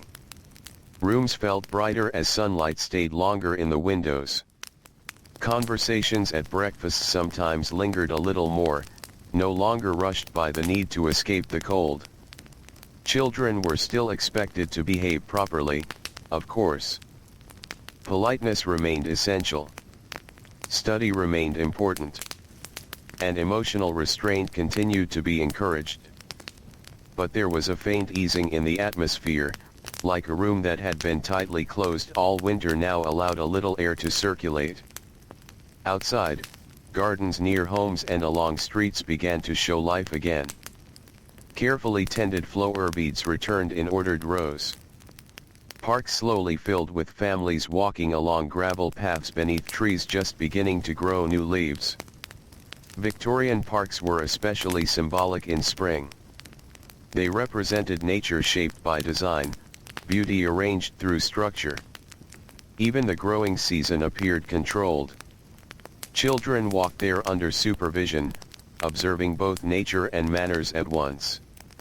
A child running too freely might be reminded to slow down. A loud voice might be softened. But walking itself, observing itself, became part of learning. In working-class districts, spring brought practical relief more than comfort. The cold no longer cut as sharply through thin walls. Damp air still lingered, but heating homes became slightly less difficult. Factory work continued with its usual demands. Machines still filled long buildings with noise and motion. Children still worked long hours beside adults in environments that rarely changed with the season. But outside those buildings, the city showed brief signs of renewal. Markets became busier. Streets less harsh in early morning light. Rivers carried more movement as melting water from distant areas reached the urban centers. Even exhaustion felt slightly different in spring, less heavy than in winter, though still constant. Schools, too, shifted with the season in subtle ways. Classroom windows stayed open more often. Dust floated through shafts of sunlight instead of gray fog. Lessons continued with the same structure, but the physical experience of learning changed slightly with the environment. Children could hear more clearly the sounds from outside. Birds, wind, distant voices in the streets. Even these faint sounds reminded them that the world beyond the classroom was expanding again after months of confinement. Still, discipline remained unchanged. Teachers maintained order with calm consistency. Lessons followed the same sequence. Reading, writing, arithmetic, moral instruction. Victorian education depended on repetition, and repetition did not pause for spring. At home during evenings, life began to feel slightly more open. Families still gathered indoors, but doors were left open longer before sunset. The smell of fresh air entered rooms more easily. Lamps were lit later as daylight stretched further into the evening hours. Children sometimes stayed outside after chores for a few extra minutes. Not freely roaming far, but standing in yards or near doorways, watching the sky change color as day slowly turned into night. These brief extensions of time felt meaningful. Not because they changed life dramatically, but because they offered small spaces within a tightly ordered world. Victorian childhood was often defined not by freedom, but by moments within structure. In rural areas, spring carried a deeper transformation. Fields became active again. Farmers prepared soil for planting. Animals moved more freely across pastures. Water flowed more steadily through rivers and streams. Children working in countryside settings experienced these changes directly. Their tasks shifted with the land. Carrying seeds, tending animals, helping with early planting. The rhythm of life followed nature more closely here than in the industrial cities, yet discipline and labor remained central. Victorian values reached into countryside life just as strongly. Work was still expected. Responsibility still defined childhood. And rest still came only after duty was complete. As spring deepened further, evenings grew noticeably longer. The sky held light well past the traditional hours of winter darkness. Families noticed this most at the end of the day, when work was finished and home routines began. Sunset arrived slowly, softly, often painted in pale colors across the horizon above rooftops, fields, or riverbanks. Children sometimes watched this change quietly, standing near windows or outside doorways, sensing time itself stretching in a gentler way. Inside homes, clocks still ticked steadily. But the feeling of the day shifted. Less enclosed. Less heavy. Still structured, still disciplined, but touched now by the softness of a changing season. And so Victorian life continued into spring with its familiar balance of order and routine, now surrounded by a world slowly waking from winter's long restraint. Children moved through this world step by step, lesson by lesson, task by task, growing quietly within a society that shaped them carefully through repetition, expectation, and the steady rhythm of days that flowed forward beneath skies becoming slowly warmer, lighter, and more open with each passing hour. As spring moved deeper into the year, Victorian Britain settled into a gentler rhythm that still carried the weight of structure beneath it. The air no longer held winter's sharp edge. It felt softer now in the mornings, sometimes even carrying the faint scent of damp soil, blooming hedges, and distant riverbanks where water moved steadily through the land. In cities, this change appeared slowly, almost quietly. More people opened windows earlier in the day. Laundry lines stretched between narrow buildings. Street corners stayed brighter for longer stretches of the evening. Children walking to school no longer stepped through frozen puddles, but through damp stone warmed slightly by returning sunlight. Yet even as nature softened, Victorian life remained firmly built on routine. The structure of the day did not loosen. It simply became more comfortable to move through. In homes across social classes, morning routines continued with familiar precision. Fires were still lit, but they no longer fought against deep winter cold. Breakfast still followed strict timing. Children still dressed in the same careful order each day, learning again and again that life was shaped by repetition. Wash. Dress. Eat. Leave. Work or study. Return. Rest. Repeat. The pattern never truly changed. Only the feeling around it shifted with the season. In wealthier homes, spring brought subtle brightness into domestic spaces. Sunlight stayed longer on polished furniture and patterned wallpaper. Rooms that had felt closed during winter now seemed slightly more open, as if the house itself was breathing more freely. Children were still guided by expectations of behavior. Proper speech. Proper posture. Proper manners in every setting. But there was a softer quality to daily life now, especially in the way families moved through evenings together. Dinner conversations stretched a little longer. Walks in nearby parks became more frequent. And reading or music practice sometimes took place near open windows where spring air drifted gently inside. Victorian homes often balanced warmth and restraint at the same time. Affection existed, but it rarely appeared in loud expression. Instead, it was shown through attention, through routine care, through presence and responsibility. In working-class neighborhoods, spring brought a different kind of relief. Streets dried more quickly after rain. Cold no longer lingered as deeply in narrow rooms. Even crowded housing felt slightly less harsh when air could circulate more freely. Factory work continued without pause. Machines still demanded constant attention. Shifts still began early and ended late. Children still entered long hours of labor that required focus and endurance. But outside those factories, the city showed signs of renewal. Markets became livelier. Voices carried more easily through open streets. And the river, moving steadily through the heart of industrial life, reflected brighter skies than it had in months. School life also began to shift subtly with the season. Classrooms filled with more natural light. Windows stayed open longer during lessons. The sounds of the outside world occasionally drifted in, reminding children that life beyond the classroom was changing. Birds returning. Wind moving through trees.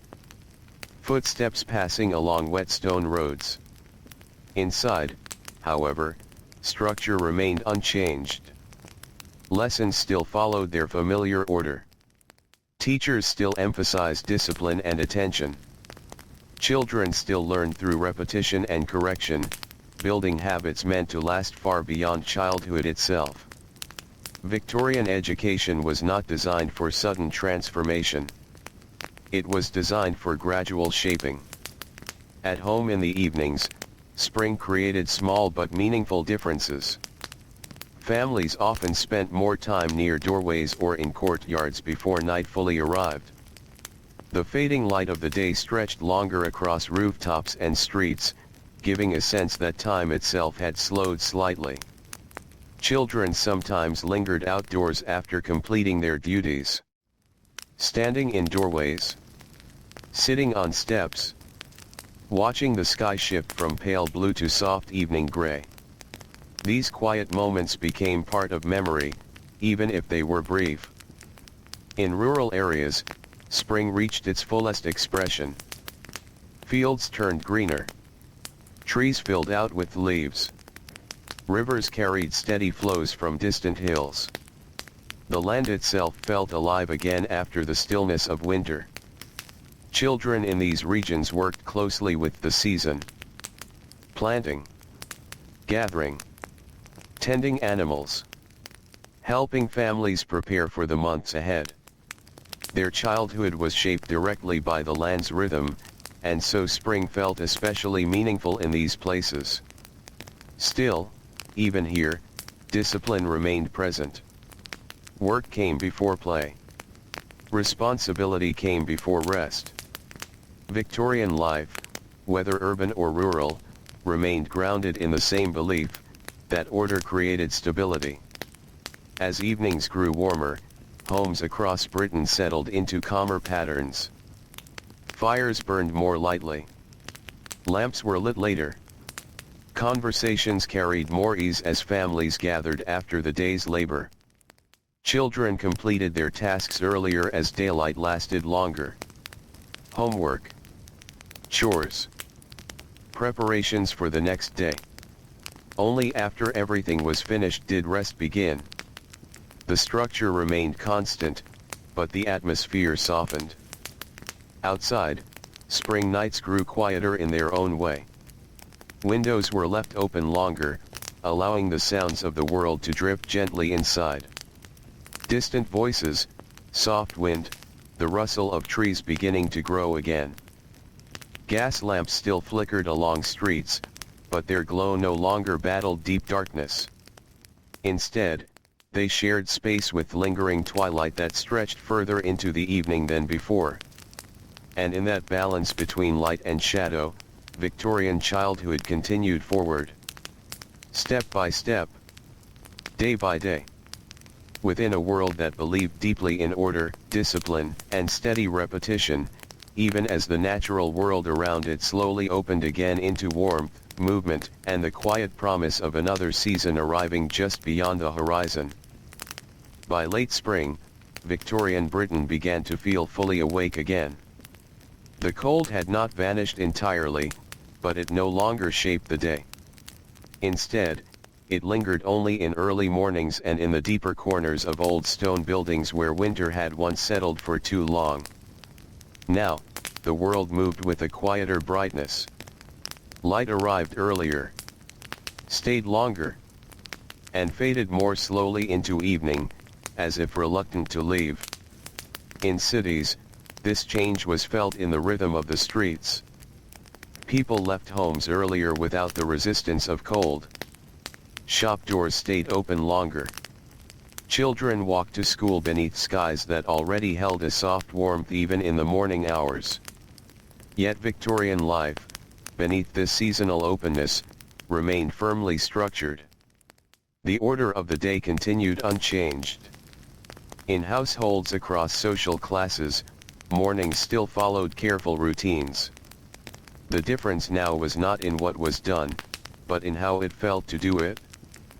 Washing no longer carried the shock of freezing water. Dressing no longer required heavy layers. Breakfast no longer fought against deep winter fatigue. Children still moved through the same sequence of actions each day. Wake.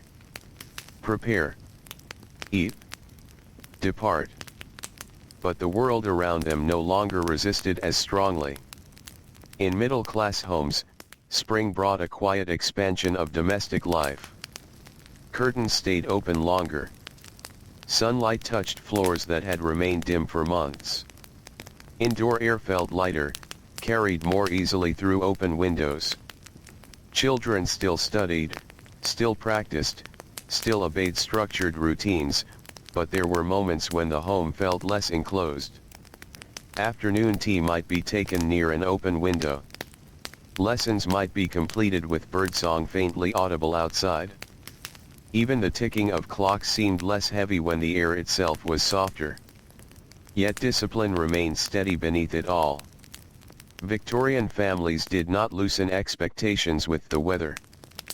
They simply allowed life to feel a little more comfortable while maintaining the same rules.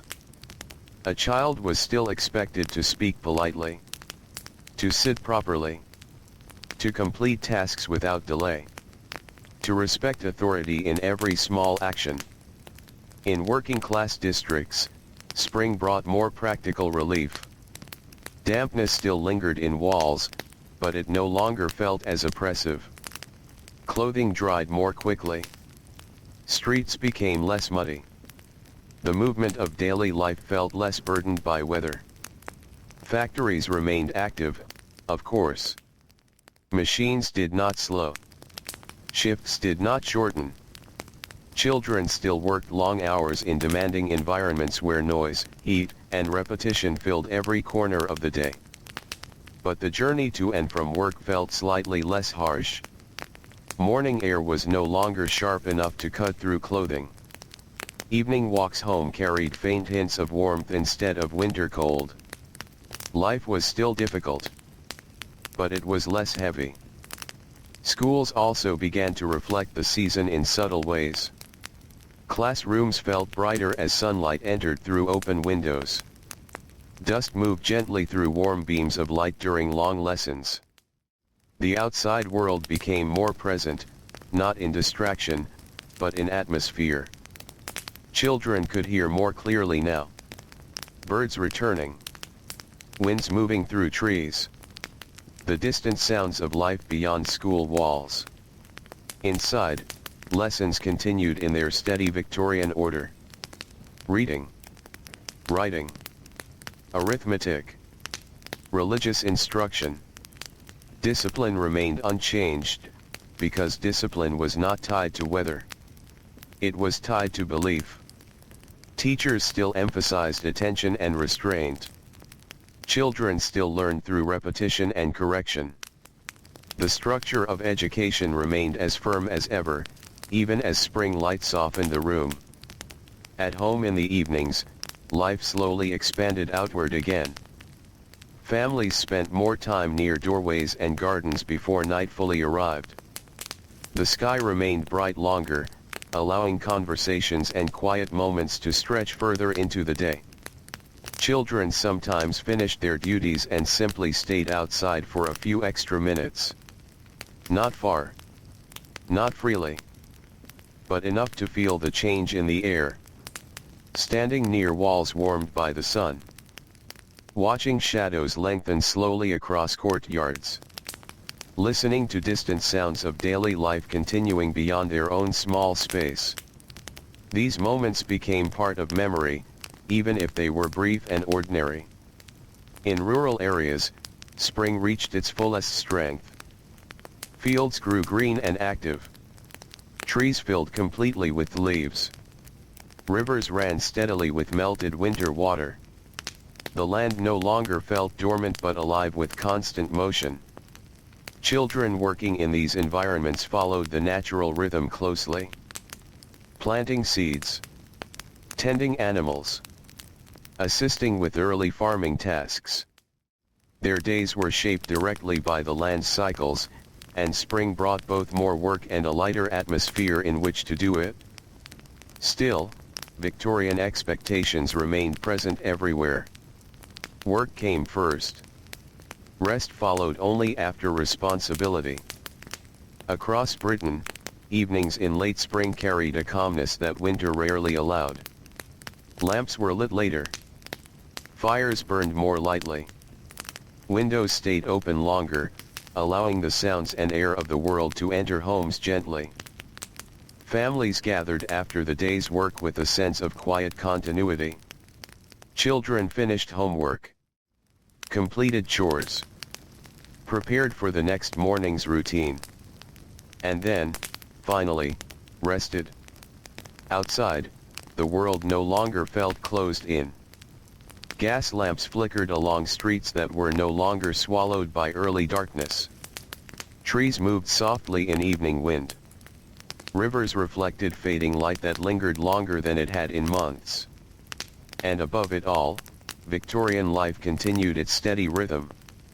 Order. Routine. Responsibility. But now, beneath a softer sky. One that had begun to open again after the long discipline of winter, carrying childhood forward through another season of quiet structure and gentle change, where every day still followed its familiar path, yet felt slightly lighter as the world slowly moved toward the fullness of summer once more. As the final days of spring settled into quiet warmth, Victorian Britain seemed to rest in a rare balance between seasons. The cold memory of winter no longer lingered heavily, and the full intensity of summer had not yet arrived. Instead, the world existed in a calm middle space, where mornings felt soft and evenings stretched gently into long, peaceful light. The streets moved at their steady pace. Not rushed. Not still. Just continuous. Children woke each day to familiar routines that had shaped their entire lives.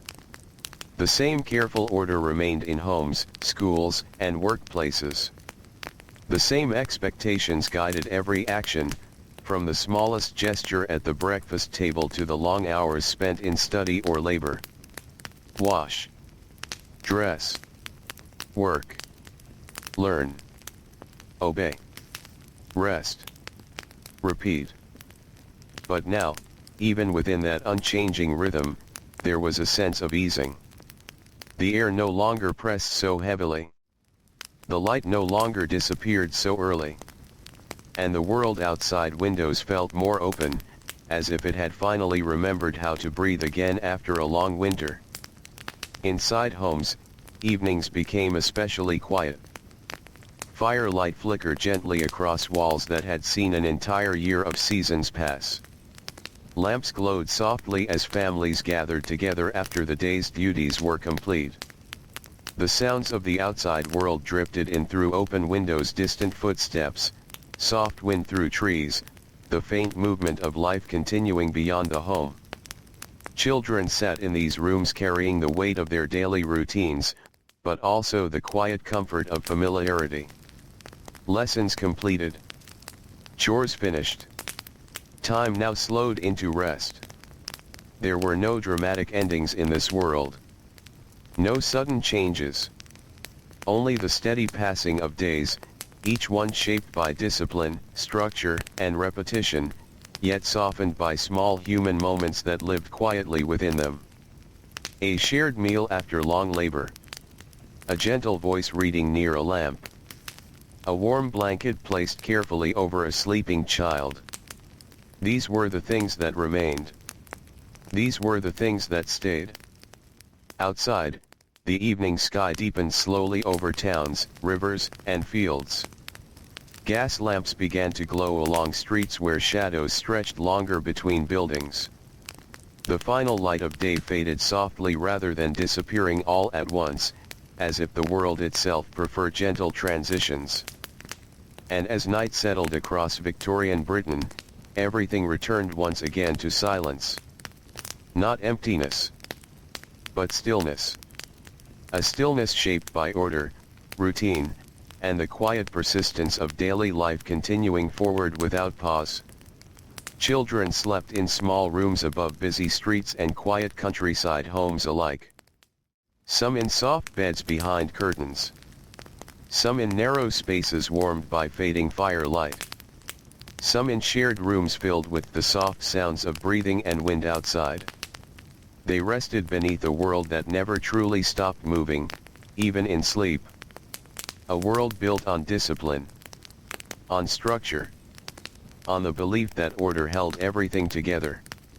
And as the final moments of night deepened, the Victorian world remained as it always had been, steady, restrained, and quietly enduring, carrying each new generation forward through its endless rhythm of days, seasons, and time itself, until morning would come again without ceremony, and the cycle would begin once more.